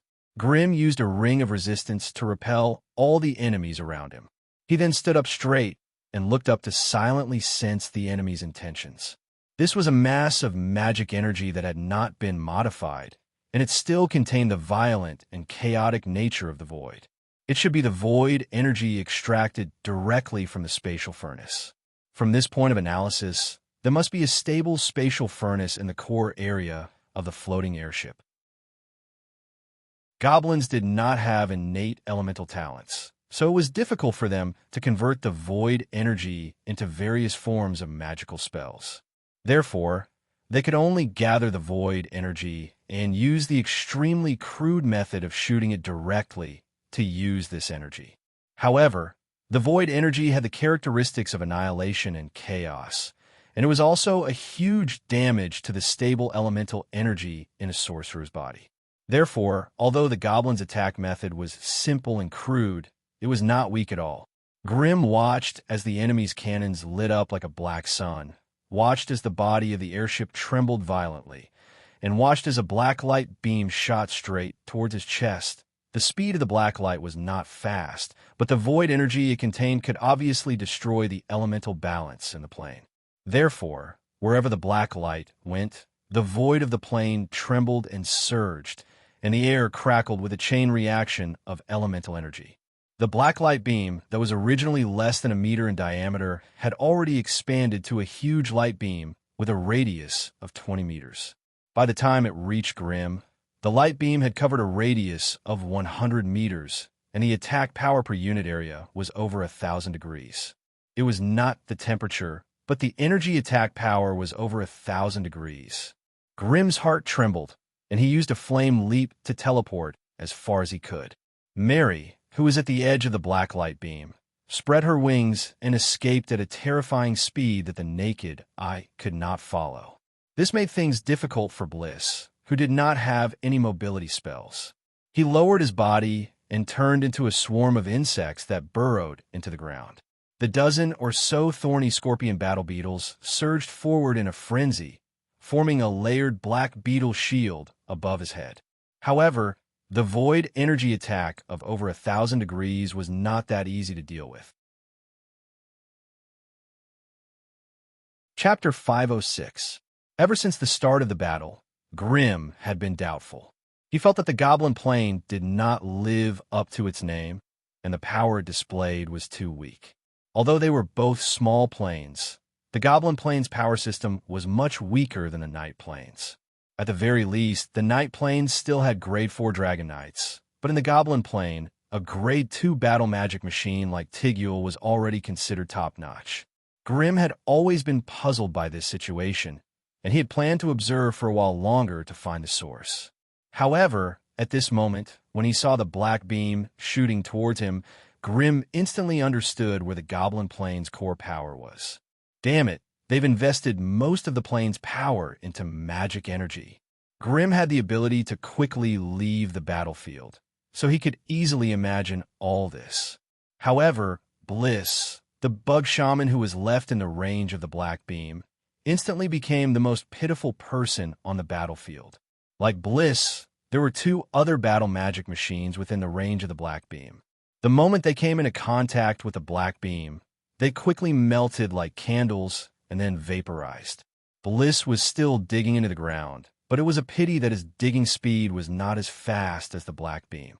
Under the illumination of the black beam, the scorched ground from the battle quickly melted away layer by layer. In the blink of an eye, Bliss, who had drilled nearly 5 meters underground, reappeared. 15 thorny scorpions formed a black shield, stacked on top of Blitz's head, barely shielding him from the black light. However, the terrifying elemental chain reaction still affected him. The void energy destroyed the delicate elemental balance in Bliss' body, turning the originally orderly elemental energy into chaotic and chaotic energy. As a result, Bliss' energy shield was like a barrel of oil with a spark thrown into it, exploding in an instant. Although Magi claimed to be evil and desired chaos, at the end of the day, they were still creatures of order that had walked out of the plane. To them, this chaotic and out-of-control void energy was no less than a terrifying poison. Only a powerful force from the soul could prevent the void energy from invading and destroying the elemental energy in Omega's body. As for the light of the soul, it seemed that only Grade 5 Magi could activate it. Perhaps this was the main reason why the sorcerer world set the rank of a great sorcerer as the initial rank to step out of the plane. Blitz obviously did not have the light of the soul that only a great magus could activate. Thus, he could only desperately maintain his energy shield and try his best to drill out of the black pillar of light. Unfortunately, when he was only half a meter away from the edge of the black light, a thorny scorpion above his head couldn't withstand the invasion of the void energy and self-destructed. A tiny beam of light shone directly on his body. In the next second, Blitz's undying worm body collapsed and boiled. The tens of thousands of scorpions scrambled to escape the black light, but they were all entangled by the void energy at the same time and then exploded into a bloody paste. However, this was not the end. Before the blood that filled the sky could fall to the ground, It was directly vaporized by the violent energy and disappeared without a trace. After the tragic death of the insect Lich Bliss, the 14 thorny scorpions that had gathered to form a shield dispersed and began to run for their lives. A short distance of less than half a meter had cost them 5 lives to escape. As soon as the remaining 9 scorpions escaped from the black pillar of light, they swayed their bodies and quickly gathered at an area 100 meters away. The ground there cracked and the soil churned. A new wave of insects drilled out from the ground and reformed into the appearance of the insect Lich Bliss. However, compared to before, the energy aura of the body that Bliss had formed was much weaker. It seemed like Bliss's soul source had been injured after being killed by the enemy in a moment of carelessness. The black pillar of light lasted for a total of 16 seconds before it gradually disappeared. The battlefield had long since become a scene of desolation, and the terrain had changed beyond recognition. It was a sight to behold. Though the black pillar of light had disappeared, it had left behind a terrifying pit that was close to 100 meters in radius. It was more than 10 meters deep, and the edges of the pit were smooth and clean. For a moment, both sides of the battle, be it the 3 magi or the goblins, were shocked by the terrifying power of the black pillar of light. They sized up the pit in bewilderment, not knowing how to continue. Tygol, who was controlling the metal goblin, knelt at the edge of the pit. His thick metal hands stabbed deep into the soil, unable to control his grief and agony. In less than half an hour of battle, more than 10 of his comrades and companions who had gone through life and death with him had died just like that. After their deaths, even the remains of their corpses had disappeared along with the descent of the black pillar of light. The last trace of them had been taken away by the giant goblin cannons of his own faction. This blow almost caused Tygol's spirit to collapse. He could no longer muster up the courage to fight. Grim raised his head and looked at the giant floating ship once more. Although he was like a little white rabbit in front of a giant elephant compared to the airship, he wasn't afraid at all. On the contrary, he was a little eager to go up and check it out. However, before he could put his thoughts into action, over 100 black dots suddenly appeared on the floating ship in the sky and swooped down towards the battlefield at high speed. With Grim's super eyesight, he could clearly see the nature of these black dots. Combat magic machines. Over 100 combat magic machines. Moreover, from their appearance, they were bird-type magic machines that could fly.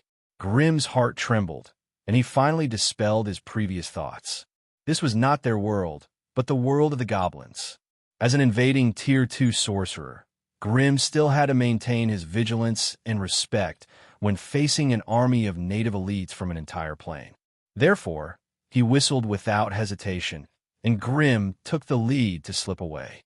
The 3 sorcerers displayed their unique skills and scrambled to escape into the dense forest. The densely packed black dots in the sky were like a swarm of bloodthirsty wasps. They buzzed strangely as they chased after them. The gigantic floating ship immediately turned around and followed behind the swarm of wasps, slowly disappearing into the horizon. Now that no one had the time to care about Tygol, he opened the cockpit with a sad expression and jumped to the ground. He staggered around the battlefield to search for the corpses of his fallen companions. He searched the entire forest and every inch of land within a 5-kilometer radius, but he only found the destroyed combat magic machines of 2 of his companions. He personally picked up the mutilated corpse of one of his companions from the unrecognizable magic machine and buried it with tears in his eyes. As for his other companion, his corpse had already exploded into a dripping rain of blood and debris. Yet, Tygol still didn't care about the filth as he collected every drop, every trace, every piece. Then, he stuffed it all into his mouth, crying bitterly as he swallowed it down in large gulps. After doing all of this, for some unknown reason, Tygol's green eyes turned blood red. His entire body began to emit a thick blood energy. He rushed into the cockpit without hesitation and closed the metal cover. The 3-meter-tall metal goblin let out a heart-wrenching roar and rushed into the forest with large strides. The chase in the dense forest continued. Bliss and Mary had long since escaped without a trace. With Mary's speed, even if the combat magic machines in the sky grew 2 more wings, they still wouldn't be able to catch up. As for the insect Lich Bliss, he was even more adept at hiding. As long as he burrowed into the ground, it would be impossible for the goblins to find him with their crude technology. Hence, they had long since disappeared, leaving Tygol alone on the battlefield. However, Tygol didn't care at all. Bliss and Mary were only grade 1. In this low-magic goblin plane, where even birds wouldn't shit, it was extremely difficult for them to recover their wizard power. Hence, after a fight, they had to hide and recover their strength. However, it was completely different for Tygol. With a strong, pulsating flame core in his chest, even if there was no elemental energy in this plane, it could not stop Tygol from absorbing the flame energy from the fire elemental plane. Hence, as long as the intensity of the battle was controlled, Tygol would never run out of energy. Hence, Tygol strode through the forest, opening a path for himself with fireballs from time to time. At the same time, he paid close attention to the combat magic machines in the sky. These guys who were not afraid of death were like flies that smelled blood. No matter how hard he tried, he couldn't get rid of them. They chased closely behind Tygol. Once they found a suitable opportunity, they would dive down from the sky in groups of 3 to 5 and attack him.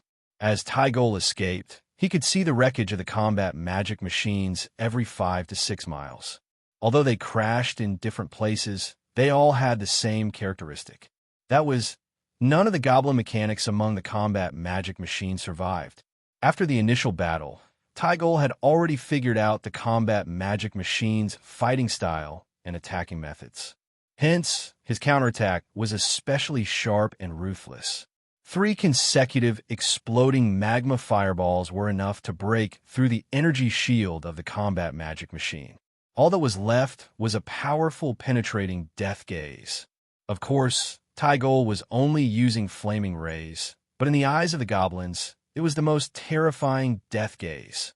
The moment the energy shield of the combat magic machine collapsed, a sharp red line from the burning eyes of the evil wizard would penetrate the cockpit like a laser. Although the line was not as thick as a goblin's little finger, it carried a terrifying flame energy. The moment it touched the body of the goblin mechanic, it would release a terrifying flame energy. Therefore, if one checked all the combat magic machines that were attacked by the death gaze, they would not find the body of the goblin mechanic. They could only see a pile of ashes that had been roasted by the flames. Facing such an enemy that was hard to kill but could still bring death to them, all the goblin mechanics in the air felt a chill from the bottom of their hearts. Under the pressure of Tygol's powerful strength, the morale of the goblins had obviously hit rock bottom. However, at this moment, a deafening roar came from the forest behind them. Tygol suddenly stopped and jumped onto a cliff with a flame leap. He turned around and looked at the forest behind him. The ancient trees along the way were broken and collapsed, and the trees along the way were shaking. At a glance, one would think that there was a terrifying beast traversing through the forest. With a loud crack, 2 tall ancient trees that were closest to him suddenly collapsed. A metal figure that looked vaguely familiar suddenly appeared in Tygol's sight. Chapter 507. In the face of this wild and imposing enemy, Grim looked him in the eye for the first time. Tigul, the captain of the magic machine squad. However, in Grim's eyes, Tigul was only a grade 1 goblin mechanic who could barely display the strength of a grade 2 combat machine. As for his identity as a grade 1 goblin mechanic, although he had the same basic stats as a grade 1 sorcerer, he did not have the corresponding combat ability. He was only a grade 1 sorcerer, but he did not have the close combat skills of a physique refinement sorcerer, nor did he have the berserk sorcery of an elemental sorcerer. In this situation, the only thing he could rely on was the combat machine under him. In the previous Tigul, a mechanic was a mechanic and a combat machine was a combat machine. Although the two were stacked together, it was just the difference between the pilot and the controlled. There was nothing special about it. However, at this moment, for some reason, When Grimm saw Tigul rushing out of the forest, he vaguely sensed a threatening aura. Human and machine as one? A strange term suddenly appeared in Grimm's mind, and he did not know whether to laugh or cry. However, reality did not allow him to think too much. Almost as soon as Tigul rushed out of the jungle, his attack also arrived. Asterisk whoosh whoosh. Asterisk 2 goblin missiles with orange flames spurting from their tails drew strange trajectories in the air, circling around Grimm. However, when they were within 50 meters of Grimm, they were directly detonated by the invisible flame barrier. The missile that was loaded with explosives exploded in the air, and countless shrapnel fragments shot out in all directions. This kind of attack was undoubtedly fatal to normal creatures, but to a sorcerer with multiple layers of defense, it was not even worth mentioning. However, the moment the explosion and the huge cloud of smoke blocked Grimm's vision, a metallic claw broke through the layers of obstacles and arrived in front of Grimm in an instant. Missile attack plus flying claw. Creative. Grimm could not help but mutter to himself with a faint smile on his face. This kind of move might be effective against low-grade creatures that only use their eyes and ears to observe the world, but sorcerers use their mental energy to observe the world.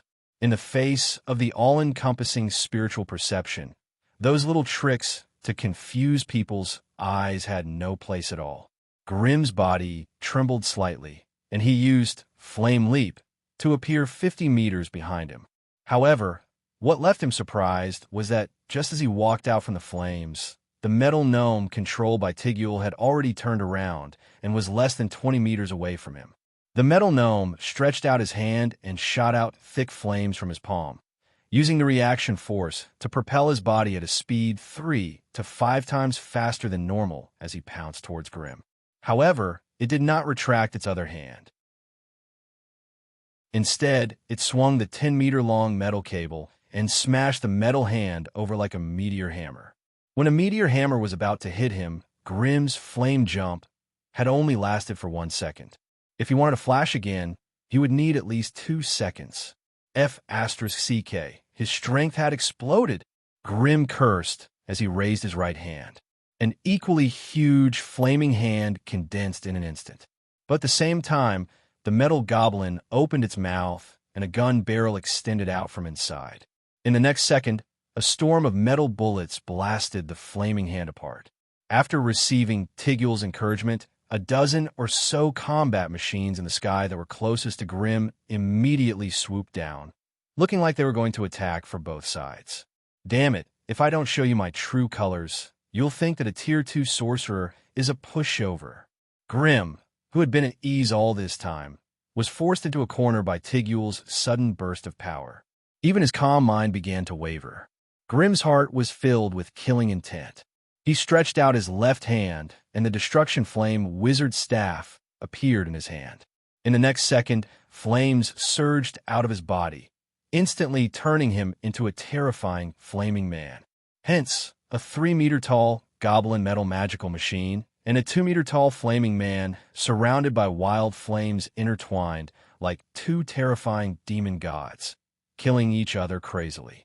Even more battle magical machines were circling around them, but they could not join the battle. The 2 demonic, godlike fellows fought each other like a carousel.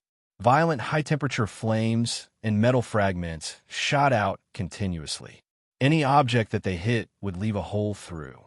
Then, the residual flames would burn the object into unrecognizable charcoal in the shortest time possible.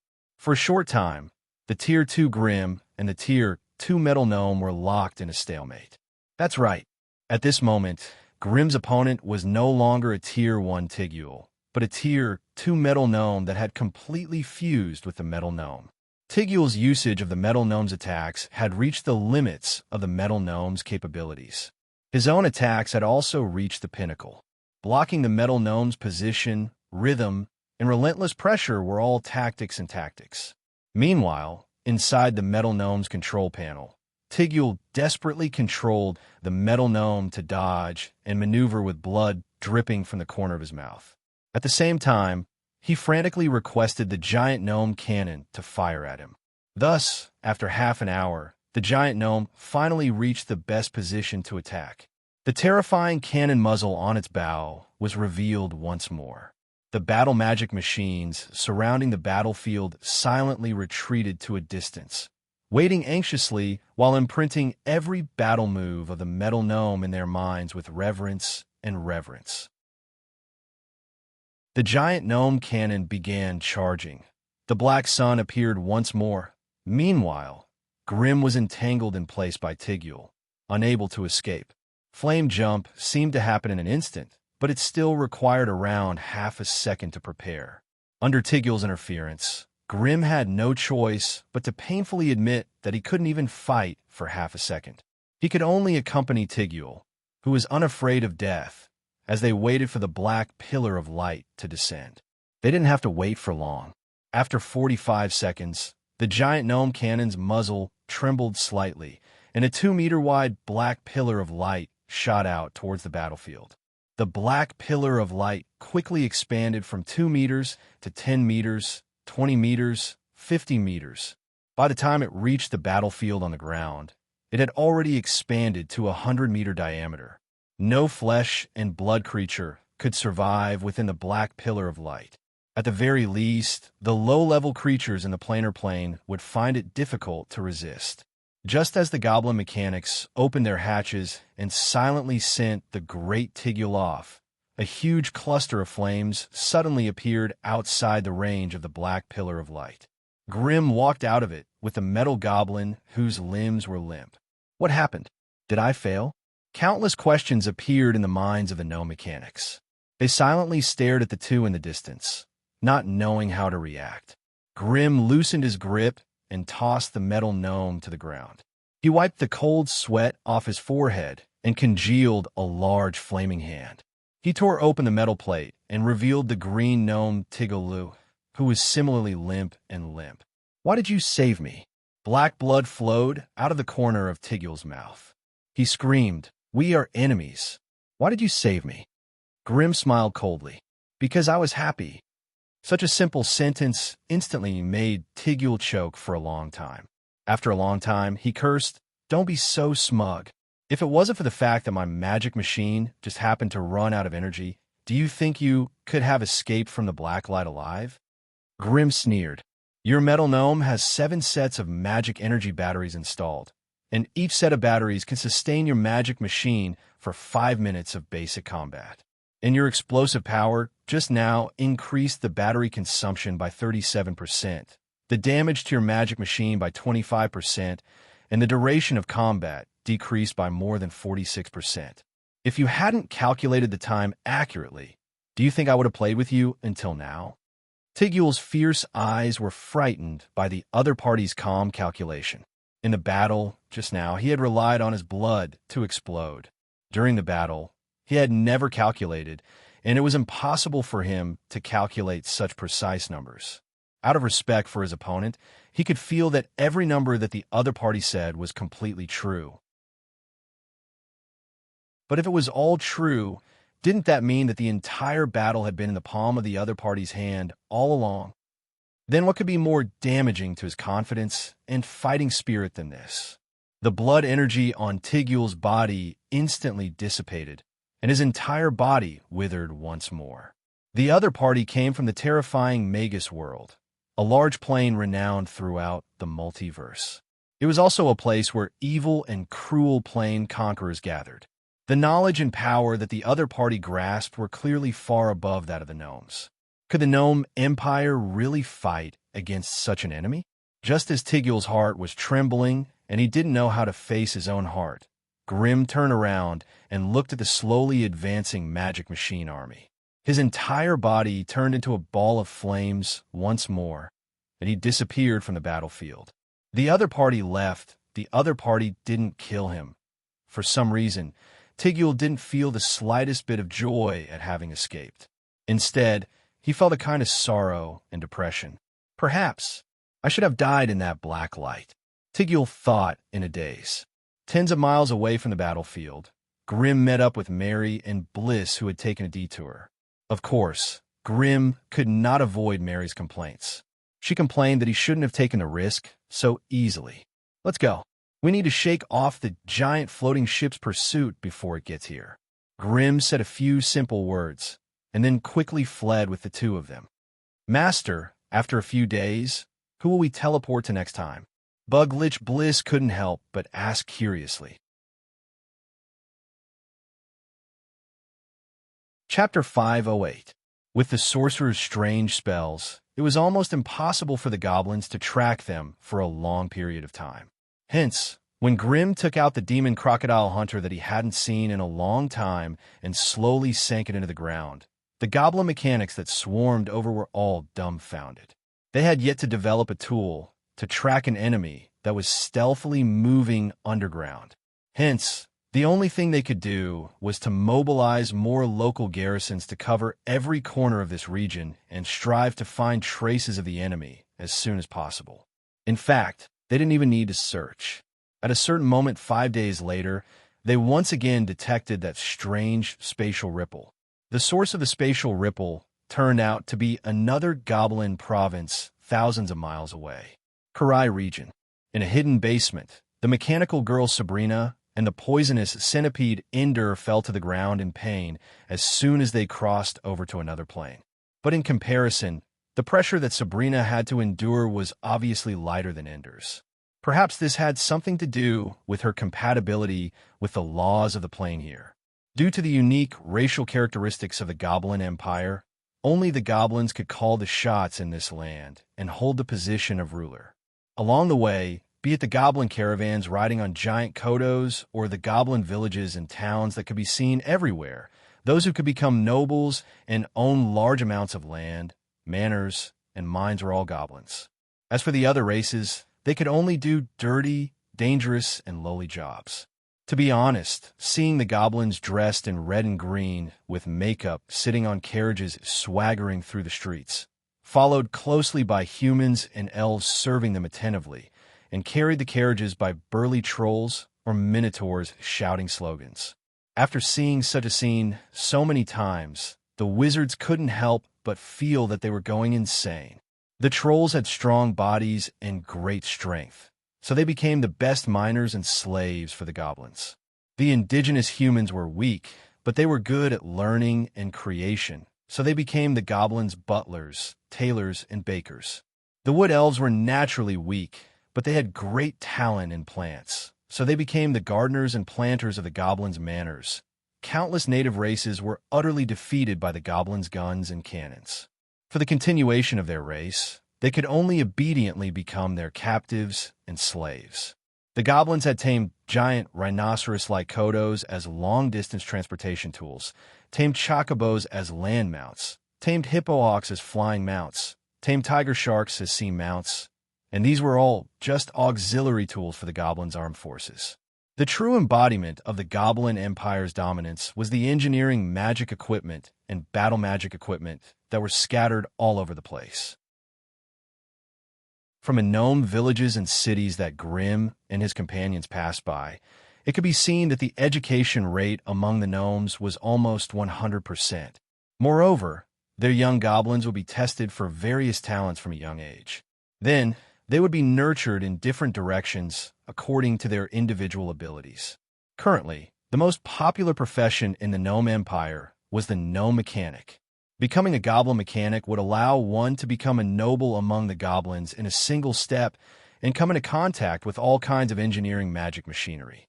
Only those who achieved outstanding results in controlling engineering magic equipment had the right to advance further and become a battle magic equipment operator. In the past 100 years, as the Goblin Empire's mana usage improved by leaps and bounds, there were more and more models of battle magic equipment, and their power was far greater than before. Therefore, in the entire Goblin Empire, any goblin would take pride in becoming a battle magic equipment operator.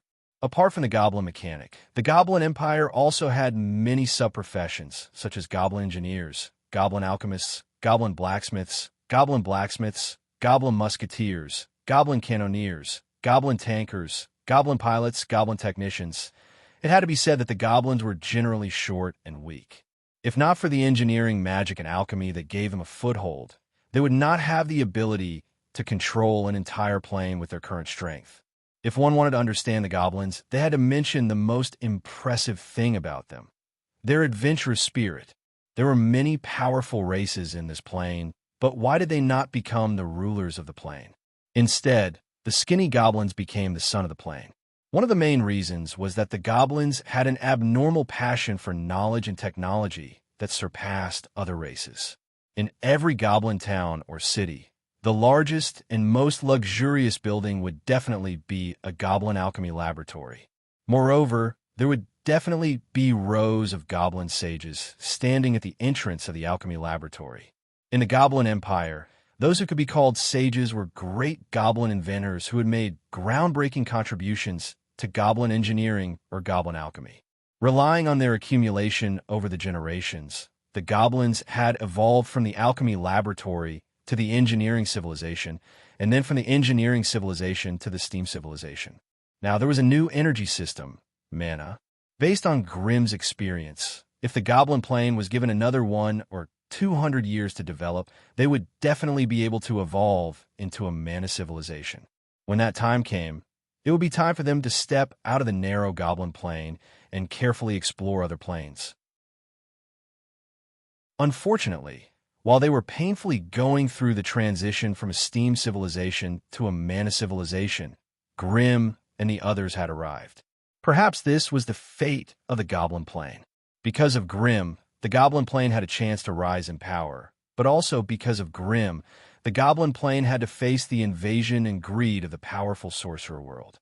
If the goblin plane was lucky enough to kill Grimm and the others, they would be able to obtain a gift from the distant sorcerer civilization. At that time, everything that Grimm and the others had in mind would become a driving force for the goblin plane's rapid development. However, fortune and misfortune were interdependent. If the goblins wanted to obtain something, they had to first pay a price. And the price they paid was the fate of the goblin plane. Would the goblin plane kill the invading sorcerers and increase its power to a higher level? Or would it be defeated by the sorcerers and become a subsidiary plane of the sorcerer world? This was the fate that the goblin plane had to face. When Sabrina and Ender arrived at the goblin plane, they brought a message from Alice to Grimm. Be careful of Gazruvi. It was a simple sentence, but it made Grimm suddenly understand. At this moment, Grimm was sure that he and the others had fallen into Duke Gazruvi's trap during this trip to the goblin plane.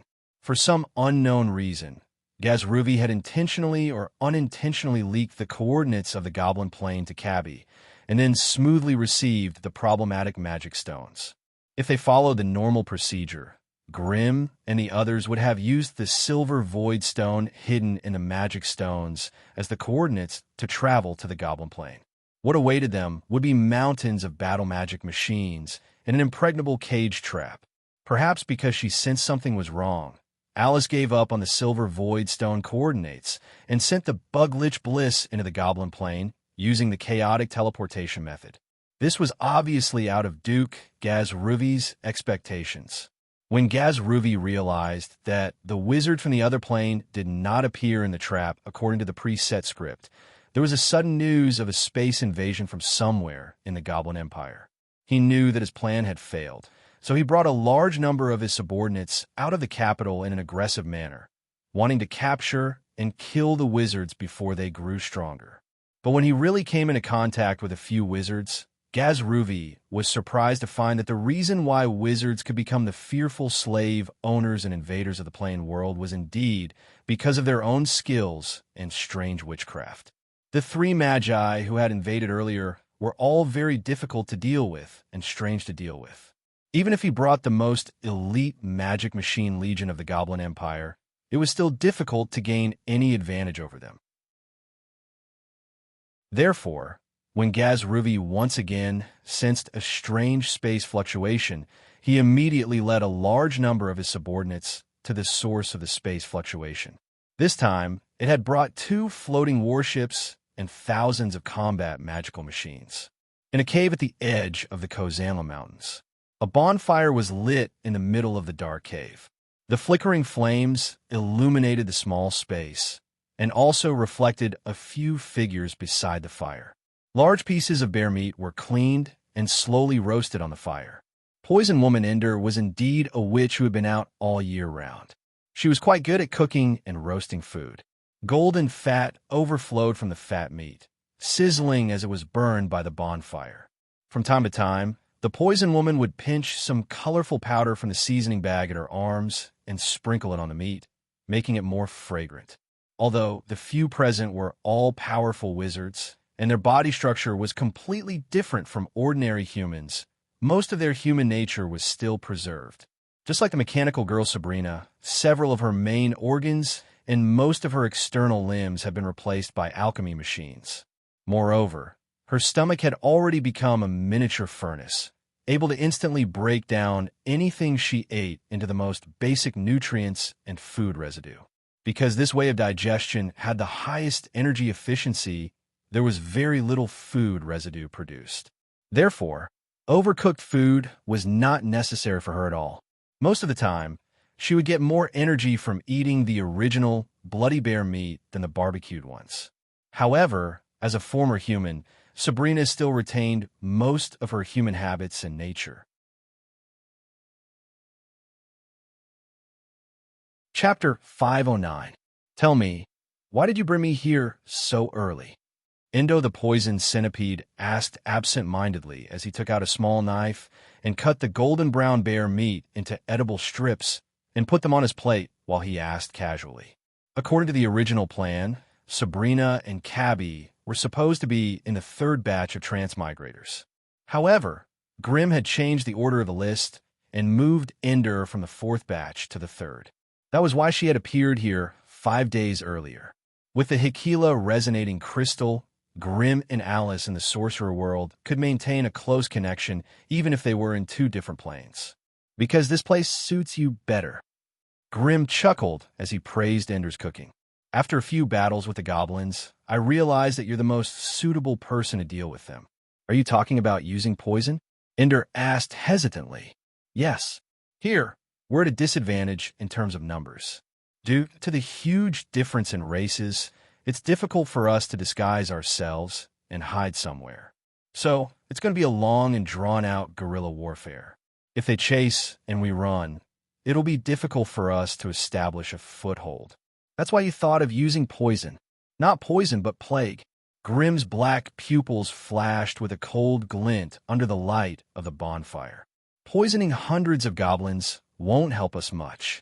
What I need now is a terrifying plague that can threaten the entire goblin plane. Only when most of the goblins in this realm are under our control will they give up their infatuation and fanaticism for mana and submit to us. Everyone present was a pure sorcerer trained by the sorcerer world. They were not surprised by Grimm's plan to poison an entire plane. Instead, they frowned as they considered the feasibility of the plan. I do have some good plague bacteria here. If I spread them, it won't be a problem to kill hundreds of thousands of goblins. But Ender hesitated for a moment. These little guys aren't that easy to control. Once they're out of our hands, it'll be very difficult to control them again. We might be able to use them to scare the goblins, but if we want to negotiate with them, we'll need to improve our control over the source of the plague bacteria. That's not a problem. Grimm chuckled and stretched out his hand. The secret voodoo scroll that had been hanging on his waist flew into his palm. Under the urging of his wizard power, a wooden doll with dense wizard runes carved all over its body appeared in front of everyone. Seeing everyone, the wooden doll opened its wooden mouth and made a strange sound similar to that of a human baby. At first, its 2 wooden eyeballs were a little sluggish, but soon became as agile as a normal human. Voodoo doll. A benevolent smile appeared on the ugly face of the poisoned centipede. Looks like you've really nurtured this little fellow well. Its spiritual intelligence is also very complete. It will definitely be a great help to you in the future. It shouldn't be a problem to control the plague bacteria, right? Grimm asked humbly. Although this voodoo doll was personally cultivated by him, there were still many complicated and trivial problems that needed to be solved before it matured. That was why Grimm could only be a humble and studious disciple in front of the poison god Ender. Yes, Ender nodded. Let your voodoo doll devour my plague bacteria, combining the plague and voodoo into one. That way, we can completely control the scope of the plague and whether it will break out or not. Once most of the goblins in this realm are infected, it will be time for you to negotiate with the goblin ruler. After sneering a few times, the poison centipede stretched out his skinny hands and carefully took out a medicine bottle from his waist pouch. The medicine bottle was not big, only the size of a fist. It was jet black, and its lid was sealed with dense runes. Grim tried to use it, but even his mental strength could not penetrate the runes to see what was inside. From this, it could be seen that the medicine bottle itself was already a wizard artifact. Some items that needed to be stored in a wizard artifact. Grim's heart skipped a beat, and he looked forward to seeing the plague bacteria that Ender had mentioned.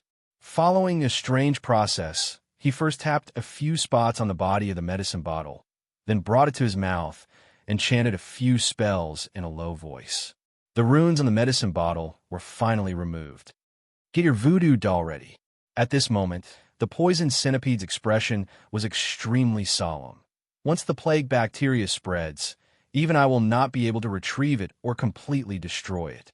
The other magi retreated far away to avoid interfering with the two's actions. As magi, they would not be able to survive a normal plague even if it invaded their bodies. However, could the plague bacteria that even poison centipede Ender was treating with such caution be ordinary? Hence, in order to avoid trouble, they could only retreat for the time being. Grim's black eyes flashed, and a red flame barrier enveloped him and poisoned centipede Ender without a sound. This way, they could avoid outside interference and also prevent the plague bacteria from escaping. Poisoned centipede Ender took out a sky-blue crystal leaf and placed it in his mouth, then gently lifted the cover of the medicine bottle. A glossy green fog floated out from within. Having suddenly escaped, the green fog had intended to quietly disperse into the surrounding air. However, under the pressure of the flame barrier, the spores of the plague bacteria burst into flames, and the formless and colorless plague bacteria were forced to gather into a ball, resisting the invasion of the dense fire elements in the air. Grim's face was full of joy as he looked at the floating green mist. He couldn't help but praise it in his heart. In this world, all pathogenic bacteria spread in more or less the same way. They could split into numerous tiny spores from the body of the plague fungus, and then they would disperse in the air. It was precisely because the spores were so tiny that they could not be seen with the naked eye, and only magi could sense their existence with their spiritual force. This was why the plague bacteria had such a terrifying reputation. Now, the plague bacteria in front of Grim were able to form a group on their own even when their escape route was cut off, and they relied on their advantage in numbers to resist the invasion of the fire elements. This, from a certain point of view, this already gave them the basic intelligence of a group. It was likely that poison centipede Ender had spent a lot of effort to cultivate such plague bacteria. For some reason, the voodoo doll sitting on the secret voodoo scroll became excited when it saw the green fog and could not help but babble to Grim. None of the magi present could understand its language. Even Grim had to rely on the secret voodoo scroll to understand it. Grim put his right hand together, and the flame barrier that he had spread out began to shrink rapidly with the green fog as the center. In order to resist the fire elements, the green fog could only compress its internal space, condensing into a thumb-sized green jelly bean. Only then was it able to reach a certain balance with the flame barrier. Grim held the fist-sized flame barrier in front of the voodoo doll, and its wooden eyes immediately revealed a joyful smile. It dived into the barrier and swallowed the jelly bean. As the plague poison entered its stomach, the rune lines on the voodoo doll's body lit up involuntarily. Strange witchcraft runes appeared and disappeared one after another, illuminating its wooden body and eyebrows with a pale green color. The voodoo doll burped like a human, turned around, and dove back into the secret voodoo scroll, disappearing without a trace. Grim casually flipped open the voodoo secret scroll. There were originally several pages, but now there was only one left. Within a silver sorcerer's bracelet, the voodoo doll was sleeping soundly inside. The AI, Chip's prompt sounded in Grimm's mind. There are 17 hours, 26 minutes, 54 seconds until the voodoo doll finishes digesting the plague bacteria. There are 37 hours, 28 minutes, 13 seconds until the voodoo doll splits the plague spirit seed. Grimm nodded his head in satisfaction. Everyone, let's rest here for a while. 37 hours later, we'll get the first batch of plague spirit seeds, and then we'll be able to go all out. Everyone believed Grimm's words without a doubt. It could be said that the main reason why they were willing to follow Grimm into danger was because they believed in his strength and foresight. To be honest, Grimm's faction was still too weak.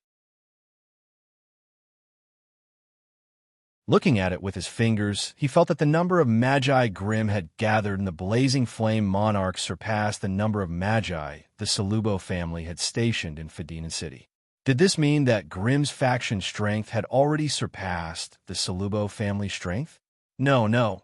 Whoever thought that would be too stupid and ignorant.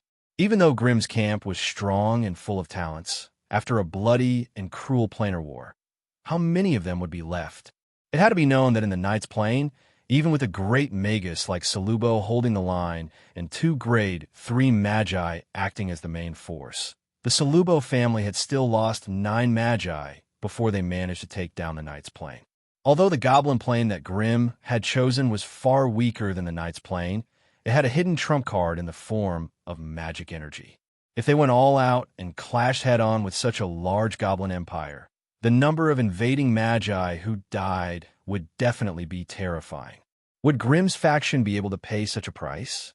Hence, in order to prevent his troops from dying in a single battle, Grimm could only bear the brunt of the danger himself and think of other ways to reduce the strength of the goblins.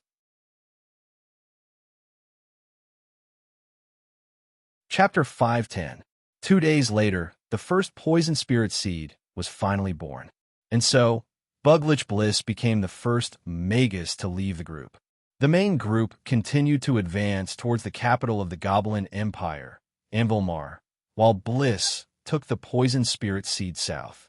Grimm's mission was to soak the poison spirit seed in the wells or water sources of every goblin village or city for 15 minutes. Such a task was neither difficult nor easy. First, it required the person in charge of the mission to have a way to hide their tracks. Otherwise, a non-human would have to travel through the Goblin Empire's territory and get close to the source of water that they relied on for sustenance. This in itself was not a small challenge. But with Buglich Bliss's formless body, this was not a problem at all. Based on the information he had gathered over the past few days, Grimm had already drawn a map of the entire Goblin Plain. The capital, Anvilmar, was at the center of the plain. It was surrounded by mountains and steep terrain, a place that normal creatures could not easily set foot in. Thus, the goblins used their race's powerful engineering abilities to build a city of metal at the steepest part of the mountain, the City of Steel. 120,000 high-level goblins lived there all year round, and it was a city of technology where goblin engineers, inventors, and alchemists gathered. It was a city of miracles. In the past 1,000 years, the goblins had almost hollowed out the mountain below the City of Steel in order to inject an endless supply of energy into their mechanical civilization, using vast amounts of coal and steam to support the operation of the City of Steel. Now, with the appearance of mana, the goblins had built a 10-story tall spatial furnace in the mountain, using the magical energy absorbed by the furnace to push the goblin civilization towards large-scale usage of mana. The goblins did not seem to have any intention of keeping this information a secret. Instead, they promoted the advantages and benefits of mana on a large scale within their race, calling for more goblin engineers and alchemists to study mana seriously. It was a pity that the Goblin Empire's research into goblin runes was too shallow and crude, and the miniaturization of the spatial furnace was progressing slowly. Otherwise, if every combat machine was equipped with a miniature spatial furnace, they would be able to break free from the shackles of mana batteries and become battle machines that never stopped killing. Up until now, the Goblin Empire had only been able to install spatial furnaces on large magical equipment, such as giant airships. They were used as the power source of small and miniature magic machinery to support the continuous battles and killings of the Magic Machinery Legion. However, with the goblin mechanic's physique at the level of a quasi-wizard, it was still a question if he could endure this kind of continuous battle. After all, there were very few individuals like Tigul who had crossed the extraordinary threshold. Most goblin mechanics still had bodies of flesh and blood. They needed to eat, drink, excrete, and sleep. In fact, after a bloody battle, most of the goblin mechanics would have an additional psychological burden. Even the Tier 1 goblin mechanic, Tigul, could not avoid this. Who told it to have an extraordinary body, but not the spirit and soul to match it? Hence, even when the Tier 1 Tigul controlled the Tier 2 metal gnome, he could only barely display the strength of a pseudo-Tier 2. Grimm wasn't optimistic about the Goblin City that the Goblin Empire had spent so much effort to build, Steel City. There was only one reason, and that was these idiots had actually built the spatial furnace beneath the Steel City. Didn't this mean that the most elite group of high-grade goblins in the entire Goblin Empire were living on a huge barrel of explosives? Moreover, they were still stuffing sex into this bucket day and night. Of course, as indigenous goblins, they could probably find thousands of reasons to do so. After all, the entire goblin plain was trembling under the rule of the goblin muskets and goblin cannons. There was no enemy in the plain that could threaten the order of the Goblin Empire. Moreover, for the massive Steel City to continue operating for thousands of years, finding a clean, pollution-free, and endless energy source was the most important thing to ensure the continuation of the Goblin civilization. So, in a situation where there were no internal or external threats, and they were in urgent need of energy, it was not too strange for the ruler of the Goblin Empire to make such a choice. But now that Grimm and the rest were here, the Magi would make use of any hidden dangers and flaws in the Goblin Empire, turning it into the first Camino that would topple the Goblin civilization. What Grimm wanted to do the most now was to sneak into the Steel City and throw a fireball into the super spatial furnace that the Goblins had meticulously built. It would definitely be a huge fireworks display that would shake the entire plain. However, to achieve this goal, there were still many difficult tasks that he had to complete step by step. So, the only thing Grimm could do now was to desperately spread the plague spirit seeds throughout the entire goblin plain, increasing his bargaining chips in the later stages of the negotiations. It couldn't be helped. Grimm couldn't use a mutually destructive method to obtain the goblin plain. Otherwise, if a large number of plagues were to spread, the number of creatures that could survive in this plane would be reduced to 1 in 10. By then, perhaps the plane would no longer have the strength to resist, but it would also lose its basic strength. Grimm wanted to develop the resources in this plane, but where could he find so many free laborers? Could he buy cheap slaves from the Magus world?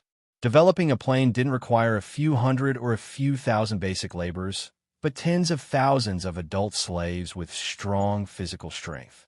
Furthermore, there needed to be a mature social system within the plane to be able to support the more people that would emerge from it. If he wanted to obtain large amounts of rare metals, he had to organize a large number of laborers to excavate metal ores and transport them to the surface. That was not all. He also needed to filter the coarse ores, and then smelt the high-quality ores into metal ingots. This process was usually accompanied by the extraction and purification of rare metals. So, if he wanted to develop the metal mines and other rare resources in the plane on a large scale, he had to rely on the established social system. If the natives of this plane were all wiped out by the plague, and Grimm had to build a social system from scratch to complete the development of the plane's resources, it would take at least 100 years. Because of this, Grimm decided to spread a plague in the Goblin Plain, which was strictly controlled by the Goblin Plain. It would deal a heavy blow to the Goblin Empire, but at the same time, the power of the entire plane would not be overturned. To be honest, it was easier said than done, but for the sake of his ideals and beliefs, Grimm could only try. Fortunately, the Goblin Plain did not belong to him, so he could do whatever he wanted. If the ruler of the Goblin Empire was still stubborn after detonating the super space furnace, Grimm did not mind turning the entire Goblin Plain into a wasteland. After all, only the benefits in his hands belonged to him. If he could not take the whole shop away, Grimm did not mind smashing it into pieces. Even if the meat was rotten, it would be in his own pot. 2 days later, after the second poison spirit seed appeared, Mary left the team and went to the west of the Goblin continent alone. However, on the second day after Mary left, Grimm and the other two were caught up by the Magic Weapon Corps in the wilderness. But the Magic Weapon Corps retreated as quickly as they came. The reason why they were willing to give up on the enemy they had been chasing for 6 days was because a terrifying wizard appeared in Grimm's team, the Poison Centipede. After 6 days, they finally caught up with Grimm and the others again. Hundreds of magic weapons from the Magic Weapon Corps charged at them from all directions like a swarm of bees. What welcomed them was the Poison Centipede's poison aura. Poison Centipede set up a small altar in the wilderness and used it to increase the range of his poison aura, expanding it from the original 100 meters to the current 500 meters. Therefore, the magic weapons that rushed into the poison aura were hit without even realizing it. When Venomous Centipede Ender activated the poison rune, the explosive poison instantly destroyed almost 100 battle magic machines. In an instant, magic weapons fell from the sky like rain. They plunged into the ground and no longer moved. The lethal poison penetrated through the ventilation holes on the surface of the combat magic machine and killed the goblin mechanic inside. No matter how strong the magic weapons were, without the control of the mechanic, they were just cold metal blocks. Therefore, in front of Poison Centipede, as long as the goblin mechanics still needed to breathe, they had no hope of survival. Of course, Grimm and the others knew the principle of witchcraft very well, but the attacking Devil Machine Legion knew nothing about it. The Magic Weapon Corps commander was still urging his subordinates to join the battle and not let the evil wizards escape. But who would have thought that with just a flash of green light in the hands of the ugly and evil old witch, nearly 100 magic weapons fell to the ground as if they had lost their souls. No matter how the Magic Weapon Corps commander called out, he could not get any response from the magic weapons. Not long after, the few demonic machines that were sent into the battlefield suddenly fell to the ground without any warning and could no longer be contacted. Faced with such a strange scene, the Magic Weapon Corps commander almost went crazy. He could understand dying in an intense battle. He could also understand dying in a harsh environment. However, everything was fine before, but with just a flash of green light in the hands of the other party, all of them died in battle. His poor brain could not accept such a thing. Therefore, the Magic Weapon Corps commander, who was scared out of his wits by the unknown, could only order a retreat. More than 100 magic weapons that covered the sky were destroyed in the blink of an eye, and the number of magic weapons that could escape far away could be counted on 2 hands.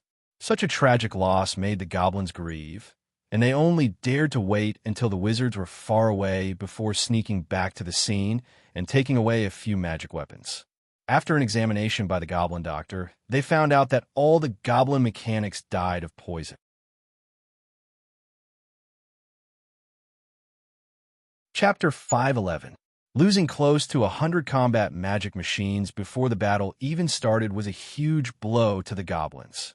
Of course, they were not distressed by the combat magic machines, but the goblin mechanics hidden within them. To be honest, the 100 combat magic machines that fell from the sky could be brought back to the workshop for a simple repair before they could be used again. However, the goblin mechanics that were poisoned to death was a real loss. As the local goblins fled in panic, the one who was the happiest and most excited was not Poison Dog Ender, but Mechanical Girl Sabrina. Ever since she activated the mechanical core in her body, she had the ability to assimilate alchemy machines. As far as the eye could see, there were close to 100 broken battle magic machines around her, which meant that there were close to 100 mini treasure vaults waiting for her to visit. Sabrina was like a little girl who had accidentally entered a mysterious treasure trove. Her excitement was indescribable.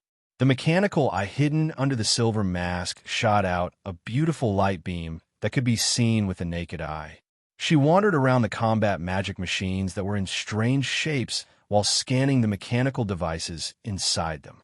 It was obvious that the Goblin Empire did not have the concept of mass production. Every single combat magic machine was a beautiful work of art. Close to 100 combat magic machines had close to 100 styles and creativity. It was obvious that they were the work of different masters. Because the Goblin Empire used a system of craftsmen, a Goblin engineer would be responsible for all the mechanical parts of a combat magic machine, as well as the ratio of the alloy materials. Even something as small as a metal screw was single-handedly made by this gnome engineer. The advantage of this was that every combat magic machine had its own person in charge and was qualified to be a great work of art. Therefore, the mechanical girl Sabrina wandered among the treasured items, searching for mechanical components that could benefit her with all her might. As the most basic weapon of the Goblin combat magic machines, the Goblin musket was abandoned by Sabrina. The reason was that its attack power was too low. Even with a barrage of bullets, it could not change the fact that the Goblin musket was a low-level weapon. Of course, if Grimm could spend some effort to engrave explosion and penetration runes on each of the metal projectiles, it would be worth it to use it as a long-range support weapon. The Goblin flamethrower was a weapon commonly used by the goblins to suppress their enemies at close range. The flames it sprayed did not contain any elemental components, but a kind of combustion reaction formed when the alchemy powder came into contact with the air. This kind of alchemy flame had an upper limit. Even if it was stacked, it could only reach a true temperature of 2,500 degrees. If converted to the energy intensity that wizards were used to, it would only be 120 degrees. This might be enough to threaten a Grade 1 Magus, but it was the funniest joke in the world to deal with a Grade 2 Magus, especially a fire Magus like Grimm who was immune to fire. Sabrina removed the Goblin flamethrower from the battle magic machines and played with it for a while, before giving up regretfully. However, she had collected quite a number of flamethrowers hidden in the flamethrower. Sabrina dismantled 7 or 8 combat magic machines in one go. She was attracted by many delicate mechanical devices. XD 57 Circular Guided Rocket Set, GG 117 Miniature Rocket Backpack, Mana Field Asterisk Magic Ray Gun, Goblin Self-Balancing Gyroscope, Goblin Energy Spectrometer. There were too many strange devices, and almost every one of them had its own unique purpose. While Sabrina was busy picking, Grimm, who had nothing to do, came to help her. First of all, in order to increase Sabrina's combat power, it was necessary to have a variety of attack methods. The XD-57 Circular Guided Rocket Set was the best choice for her ultra-long-range attacks. The XD-57 Circular Guided Rocket Set stored 5 miniature Goblin rockets, which had an attack range of 1,200 to 2,400 meters. This attack range was more than 3 to 4 times that of Witchcraft, which was the limit of long-range attacks. Of course, the explosion damage of the Goblin rockets could only reach 70 degrees, and it only relied on the pure physical damage of the shrapnel, which could easily be blocked by a wizard's defensive Witchcraft. Since the goblins did not have the so-called long-range guidance, nor did they know how to use their spiritual power to guide the rockets, the Circular Guided Rocket Set was purely a rough guess. Within 500 meters, the deviation of the Goblin's Circular Guided Rocket Set was 30 meters. The deviation of the rockets within 1,000 meters was 100 meters, and the target within 2,000 meters could only be hit in that direction. The reason for this was completely due to the physical attributes of the Goblin machinists. Even with the help of the Goblin Engineering Enhanced Goggles, the vision range of a normal Goblin was only about 1,500 meters. Beyond this range, even if the Goblin weapons could reach this distance, the machinists who controlled the Goblin weapons would be blind. Whether or not they could hit the enemy, this had become a problem that only the Goblin God could solve. Compared to the goblins, of course, Sabrina did not have this problem. Even without the help of Witchcraft, Sabrina could easily use her spiritual power and mechanical eyes to control the movement within 1,000 meters. If she used the Witchcraft Eye any area within 5,000 meters could be seen clearly in front of her. With this ultra-long-range vision, if she modified the goblin rockets, Sabrina could launch ultra-long-range attacks without the goblin's line of sight. More importantly, this kind of attack did not need to consume her own wizard power. As for the limitation of the ammunition, the goblins could not solve this problem. They could only rely on their own magical machinery to carry as much as possible. Once the attack was over, the set would become a useless piece of metal. However, as a machinist, Sabrina had a storage ring with a large space, so the supply of ammunition was not a problem at all. When Grimm analyzed the situation for Sabrina, she was immediately tempted. She could not help it. Even in the goblin plane, when it came to battle analysis, Sabrina's first imaginary enemy was still a wizard of the same level. Her brain would automatically discard all the weapons that could not pose a fatal threat to a wizard of the same level. However, now that she was in the goblin plane, these weapons might not be useful against wizards, but they were perfect against goblins. Other than the XD-57 circular guided rocket set, the GG-117 miniature rocket backpack was also of great help to Sabrina. With just a small modification, the GG-117 miniature rocket backpack could become a powerful weapon for teleportation. With the help of the miniature rocket ejector, Sabrina could move forward, backward, or left and right at will during the battle. Besides, there was no pattern to her movements, which made it difficult for people to capture her possible position in the next second. The magical energy zone cannon was just a cannon modified from a magical energy battery. It could create magical energy turbulence within a radius of 20 meters, effectively disrupting the core of a magical machinery that had lost the protection of its energy shield. Of course, it was also useful against wizards. At least, if a wizard was entangled by the turbulent magical energy, it would be a heavy burden to the balance of the elemental energy in his body. Before using the elemental energy in his body to destroy the turbulent magical energy, the wizard would basically lose the ability to cast spells. The principle of the magical energy ray gun was similar to the magical energy zone cannon, but its attack mode was in the form of energy rays. Its range was only 20 to 30 meters, and its energy attack power was 35 degrees. If the range was any further, the magical energy ray gun would be destabilized by the trace elements in the air, and it would no longer be able to cause any damage. After figuring out the principle of these magical energy weapons, Grimm could not help but frown. In the previous war, the goblins did not seem to have similar magical energy weapons, but after only 6 days, they had already developed mature magical energy weapons. This terrifying scientific research ability made Grimm a little worried. To be honest, if Grimm and the others did not know about the changes in the magical machinery and still used the same method to fight against the magical machinery, the goblins would probably leave them with unforgettable injuries. Fortunately, they had Poison Centipede Ender this time. A super large poison aura actually wiped out the entire magical machinery legion. Such a change must have been unexpected by Prince Gazruvi behind the scenes. Even without thinking, Grimm could imagine the ridiculous expression of the mastermind behind the magical machinery legion as he stood up and looked at the deformed magical machinery on the ground. No matter who it was, the invincible magic machine legion that they had obtained by smashing mountains of gold and silver was silently killed by an ugly and senile old witch. They would definitely not be in a good mood.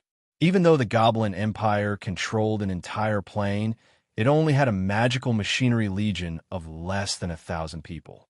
Now that Poison Centipede Endo had killed 1/10 of them in a single breath, anyone in his place would have vomited blood. Since they had found so many useful things, the three of them would not hold back. With Sabrina taking the lead, the three of them immediately turned into a demolition team and swept through the magical machinery one by one.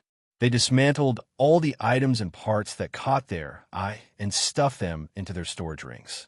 The three of them had never received proper training in dismantling magical machinery, so they could not be gentle during the process. It was the most violent dismantling. Therefore, after they swept through the place, the place instantly became a graveyard for magical machinery. Metal baffles, bolts, bronze gears, pipes, and metal shells were strewn everywhere. All the metal components and strange devices inside the magical machinery that had magical auras became their spoils of war. They packed them up and took them away. The few battle magical machines that were hiding in the mountains in the distance were infuriated. They gritted their teeth in hatred, but there was nothing they could do. However, Grimm had obviously underestimated the goblin's desire for revenge. Just as he was happily dismantling the magical machinery, the space above his head suddenly rippled. With his knowledge, he could naturally tell that something was about to be teleported over from somewhere else. Could the goblins teleport? As soon as this stupid question appeared in his mind, Grimm remembered the interplanar teleportation device that Kirby had obtained. Abnormal spatial ripples detected.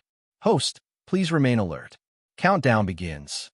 5, 4, 3, 2, 1. Following the chip's prompt, a hole the size of a human head opened up at the core of the spatial ripples, and a pure metal alchemy chick emerged from it. In the next second, the alchemy chick suddenly let out a strange cry. Begins self-destruction.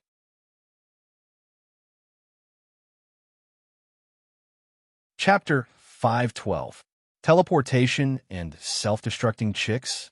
Grimm had never imagined such a magical combination. One of the main reasons was that it was difficult to master spatial positioning. In the past years, it seemed that only Alice had this ability. However, she relied on her spatial talent and knew very little about the principles of space. However, when he arrived at the goblin plane, he did not expect that a group of seemingly stupid and noisy goblins would be so good at teleportation. There was a burst of flames in his eyes. Grimm immediately teleported away. There was obviously a magic battery hidden in the self-destructing chicks' bodies. The violent energy ripples from the explosion almost affected every inch of space within a 10-meter radius. If Grimm had stayed where he was, he would not have died. However, the violent magical energy could easily destroy the elemental energy in his body. In his previous life, this kind of attack would not consume his life force, but it would burn his mana. However, before he could regain his footing, a larger spatial hole appeared in the sky above the battlefield. Then, an overwhelming number of self-destructing chicks swarmed out.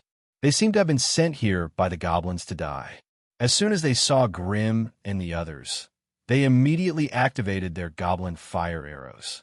Their bodies were propelled by flames as they flew towards them at high speed.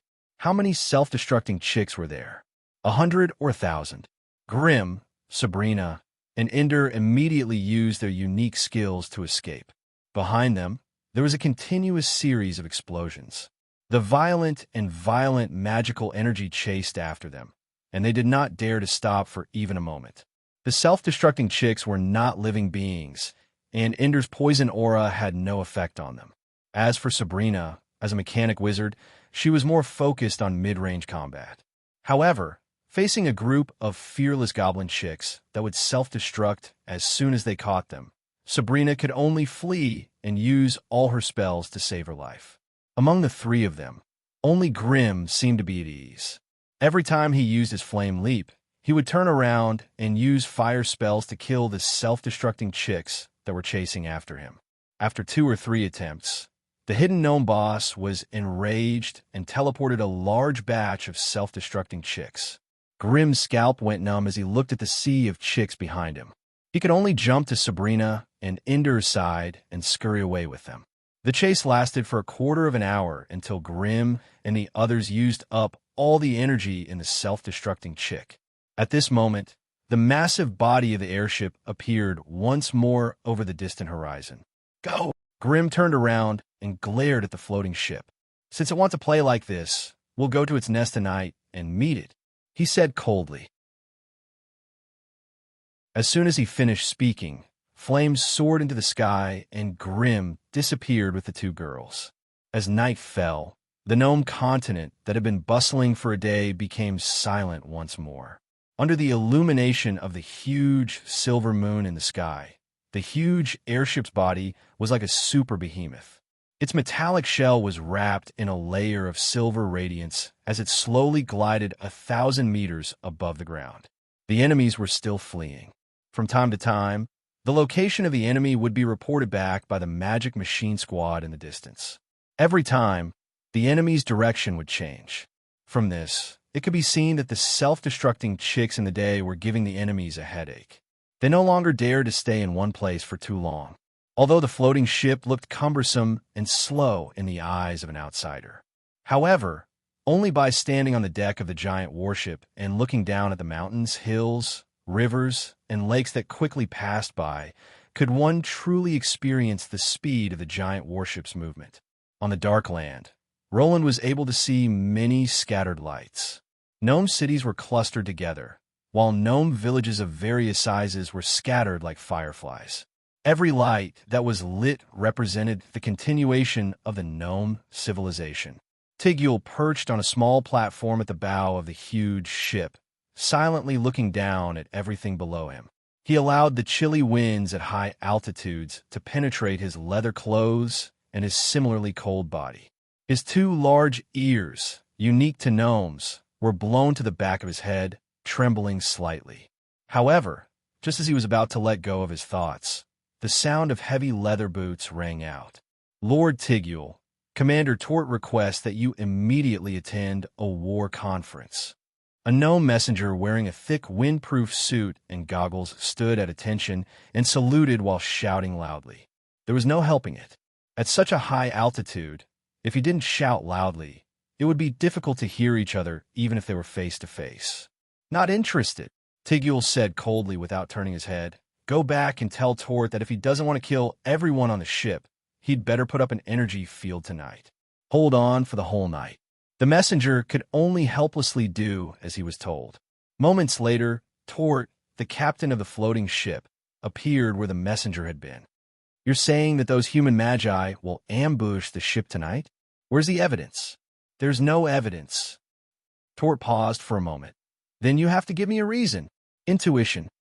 After sighing for a long while, Tort finally left helplessly. An entire hour passed, and the energy field that could envelop the entire floating ship still did not appear. Finally, it was Tigul's turn to sigh inwardly. In fact, Tigul could understand Tort in certain aspects.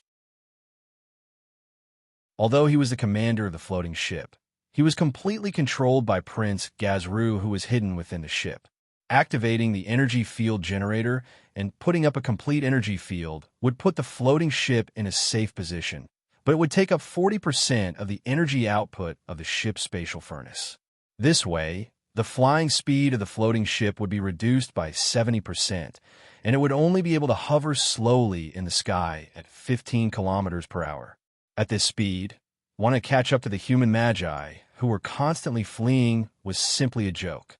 Hence, when traces of the human magi constantly appeared in front of them, it was almost impossible for Tort, the commander of the floating ship, to stop the ship because of an illusory goblin's so-called intuition. Although he had long since expected this, when this cruel reality appeared in front of him, Tigul still felt waves of pain in his heart, and his vision was filled with mottled and blurry patches of color. Tigul took a few steps back, heavily crashing into a metal magic machine that stood proudly. God of War. This was the name that Tigul had privately given to his battle magic machine. Since he did not have any notable achievements, Tigul felt that he did not have the face to reveal this title that he had been fantasizing about for a long time. In the previous battle, the machinist companions he had led had perished at the hands of that evil Magus, and he was powerless to avenge them. Even the reason he could live until now was because of that evil Magus's benevolence and pity. These things piled up one by one, causing him to be further and further away from his dreams. When he thought of this, Tigul's heart felt as if it had been cut by a knife. Whenever he opened his mouth, he could smell the pungent smell of blood. "Old friend, tonight, let's use the blood of our enemies or our own blood to wash away the stain on our bodies." Gently stroking the cold and hard metal body of the tall goblin, Tigul gritted his teeth and entered the cabin, slowly closing the metal partition. As the magic energy battery was turned on, The dense patterns on the surface of the metal goblin's body began to flash with a dense purple light. But soon after, the light retracted back into the body. The metal goblin suddenly bent down, and like a living creature, it quietly disappeared into the darkness on both sides of the ship. Although Tort, the commander of the huge ship, did not believe in Tiguel's intuition, out of the caution of a superior, he still arranged double the number of sentries and patrols on the upper deck of the ship. He even arranged a small team of 7 battle magic machines outside the only hatch that led to the inside of the ship. Midnight. The giant floating ship streaked across a high mountain peak, constantly adjusting its direction as it closely followed the 3 evil magi 70 miles away. What the goblins didn't expect, however, was that 2 black-robed silhouettes were looking up from the mountain peak beneath them, studying the giant airship that was flying over their heads in detail. From below, they could see the silver-white metal body of the floating ship, as well as the densely packed portholes and metal baffles on both sides of the ship. Let's go up. It's time to teach these goblins a lesson. Although the voice of the tall figure on the left was deep, it carried with it a domineering aura that could not be refused. Judging from a voice, it was grim. The figure on the right threw off the black robe on her body, revealing a strange, half-human, half-machine body. It was Sabrina, who had just updated the armory. "We'll see you up there." Sabrina nodded, and 6 clusters of orange jets lit up at the same time under her feet, waist, and armpits. Her whole body shot up into the sky like a rocket. With the slight adjustment of the 6 jets, she was as agile as a fish in the air, and her speed was getting faster and faster. Grimm's body bent slightly, and with a burst of flames, he appeared 200 meters in the air with a flick of his finger. With the help of the floating boots on his feet, he strolled leisurely in the empty void like he was taking a stroll in a park. When the cool-down time of the flame leap was over, there was another earth-shattering explosion, and he appeared in the air not far from the floating ship. It seemed that Grimm had no intention of hiding it. He didn't try to conceal the loud noises caused by his flame leap. Instead, he just kept jumping.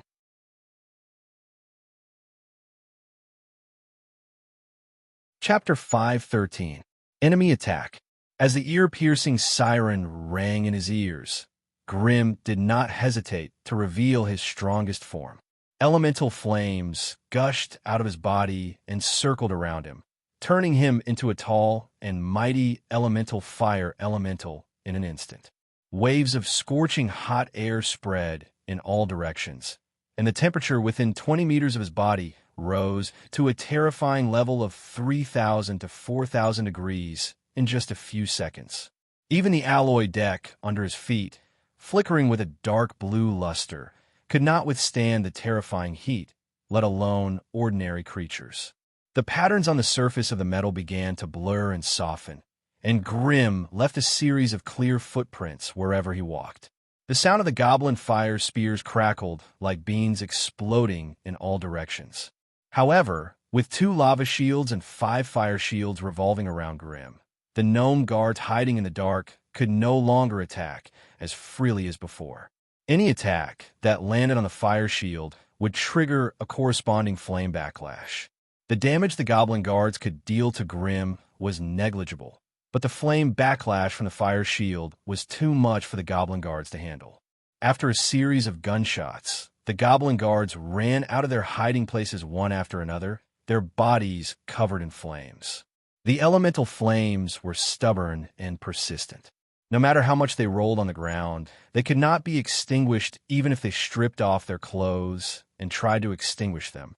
As Grimm advanced, the goblin guards who had been set ablaze ran out, wailing in pain. After struggling for a while, they were finally burnt into a pile of charcoal in despair. These ordinary goblin guards might be strong and resolute among the goblins, but in front of a Tier 2 wizard who had come from another plane, they were as fragile as paper. They did not have any magic equipment to protect them, nor did they have any anti-magic equipment. They could not even withstand the 15 degrees flame recoil from the fire shield, let alone the 45 degrees flame barrier that enveloped Grimm within. At this moment, Grim was like a terrifying demon that had crawled out of hell. Wherever he went, raging flames would rise to the sky. The weak goblins were like moths flying into a flame before they were reduced to ashes.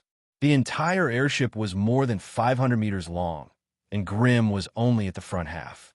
He was about 100 meters away from the middle hatch.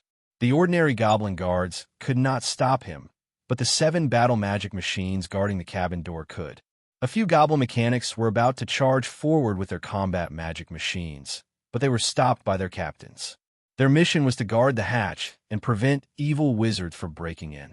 Once he rushed up to fight with the enemy, new enemies would slip into the cabin, which would directly threaten the safety of Prince Gazruvi. With that in mind, the leader of the magic machine squad stopped his teammates. They lined up at the cabin door and formed a defensive formation, waiting for backup from the back. Ever since the enemy stepped onto the airship, the commander of the airship, Lord Tord, had already received the report. At this moment, the people in the cabin were nervously dispatching their combat magic machines. In another 3 to 5 minutes, a large number of combat magic machines would swarm out and drown the evil wizard with their terrifying numbers. Grim stopped when he reached the middle of the airship's deck. Instead, he glanced around, and a domineering smile appeared on his fiery face. Gas masks? Your reaction speed is pretty fast. On the charred corpses of the goblin guards, Grim saw that their faces were covered by a leather-like breathing mask. With his intelligence, he didn't need to think too much to guess the meaning of their existence. It seemed that Ender's toxic aura during the day had really frightened the goblins. Before all the goblins were equipped with gas masks, they only dared to follow behind the wizards and teleport self-destructing chicks. They did not dare to send people to surround them again. Grim waved the destructive flame wizard staff in his hand, and a large meteor shower and flaming magic wall exploded with the cabin door as the center. It was impossible to stop such a large-scale spell. The 7 magic machine squad screamed in pain as they struggled to escape the area of the spell. Only then did they manage to extinguish the flames on their bodies. However, they did not expect that the terrifying fire demon did not take the opportunity to break into the cabin. Instead, it took a few steps back and shouted at the sky, "Stop that goblin for me." The intensity of the fire demon's flames increased again, and the color of the flames changed from red to gold. The fire demon then gathered elemental flames in its hands and pressed them on the metal deck under its feet. At first, the surface of the metal deck was covered with a layer of flowing light, barely resisting the invasion of the high-temperature flames. However, as a strange rune power penetrated into the metal, the inside of the metal deck could no longer withstand the heat and exploded. After the first deck exploded, a second metal deck was revealed. This was an alchemy product with completely different alloy properties and metal strength. Unfortunately, like the first deck, they performed well in other attributes, and even Ojwa was clearly weaker in terms of magic resistance. Thus, the second deck was quickly corroded, and so the third metal deck was revealed, seeing that the fire demon was frantically attacking the deck of the giant ship, as if it was going to break a hole in the ship's hull. The few magic machines guarding the cabin door exploded. Metal bullets rained down on Grim's lava shield like a storm, shattering it and splashing lava everywhere, but couldn't do anything to the human wizards who were heavily protected. 3 of them rushed out, while the other 4 stayed near the cabin door. But just as the 3 magic machines were halfway through their charge, 3 fire arrows with spiraling flame tails swooped down from the sky and hit them in the back. Following the appearance of the small magic energy storm, the 3 magic machines fell to the ground without any warning, like robots whose batteries had been removed and no longer moved. Magic energy asterisk. Among the 4 magic machines guarding the cabin, the goblin mechanics' mouths were wide open, and they simply couldn't believe their eyes. This was the latest magic energy weapon that had just been allocated to them by the higher-ups. Why had they become accomplices of the enemy before they could use it? At this thought, the 4 magic machines immediately formed a circle and raised their pitch-black muzzles as they vigilantly watched their surroundings. energy shields, gas masks, energy goggles, energy spectrum analyzers.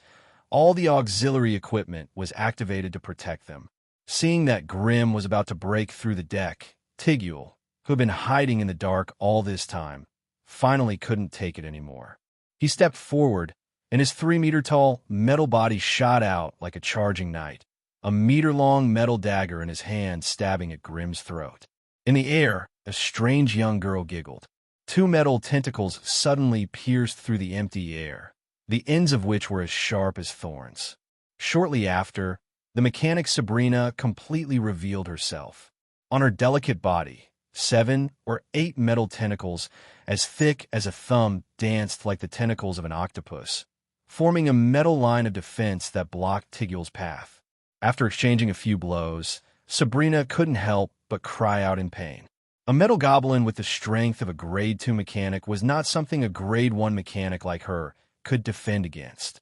In less than 3 moves, 2 of the metal tentacles outside her body had been chopped off. If she hadn't activated a goblin fire arrow at close range to scare Tigul away, her body would have suffered a certain amount of damage. At this time, Grimm finally broke through 5 layers of the metal deck with his terrifying flaming hands, creating a bowl-sized hole that led to the interior of the ship. Grimm didn't stupidly enter. Instead, he raised his head and took a deep breath. This breath was so deep that it formed a small natural storm in the air. When his flaming body expanded to a certain limit, Grimm suddenly lowered his body and blew all the flame energy hidden in his body into the hole. Silently, a gust of hot wind filled with the smell of sulfuric flames suddenly blew inside the ship. Immediately after, a terrifying wave of flames engulfed every inch of the space inside the floating ship. The pure flame energy rapidly spread, and it was no longer a threat to the goblin mechanics hiding in the combat magic devices. However, other than the 300 to 400 goblin mechanics, there were also thousands of ordinary goblin engineers, alchemists, and other technicians, as well as many goblin warriors. Compared to the goblin mechanics, they lacked the protection of the combat magic devices. If they didn't hide in the sealed space in time before the terrifying wave of flames reached them, they would be devoured by the demonic flames. Grimm's move was truly vicious and sinister. He actually avoided the hindrance of the combat magic devices and directly targeted the ordinary goblins who lacked the ability to defend themselves.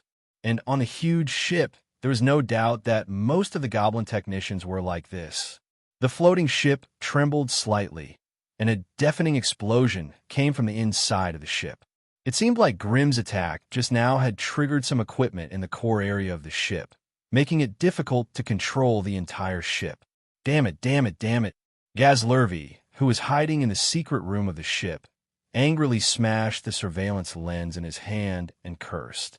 Immediately after, Captain Tort's exasperated voice sounded from the control panel in front of him. Lord Gazlervi, this is bad. The space furnace that we urgently installed has been invaded by external energy, and it's out of control. Hearing his words, Gazlervi, who had always cherished his body, could not help but shiver. He calmed down and said in a deep voice, "Can the space furnace still be saved?" Tort's cry came from the speaker. "It can't be saved. A few great engineers are doing their best to save it. They said the space furnace can only last for 3 minutes at most. It will explode." Hearing the word explode, Gazlervi shivered again and said coldly, "Don't care about those idiots. Come to the secret room, B512 immediately.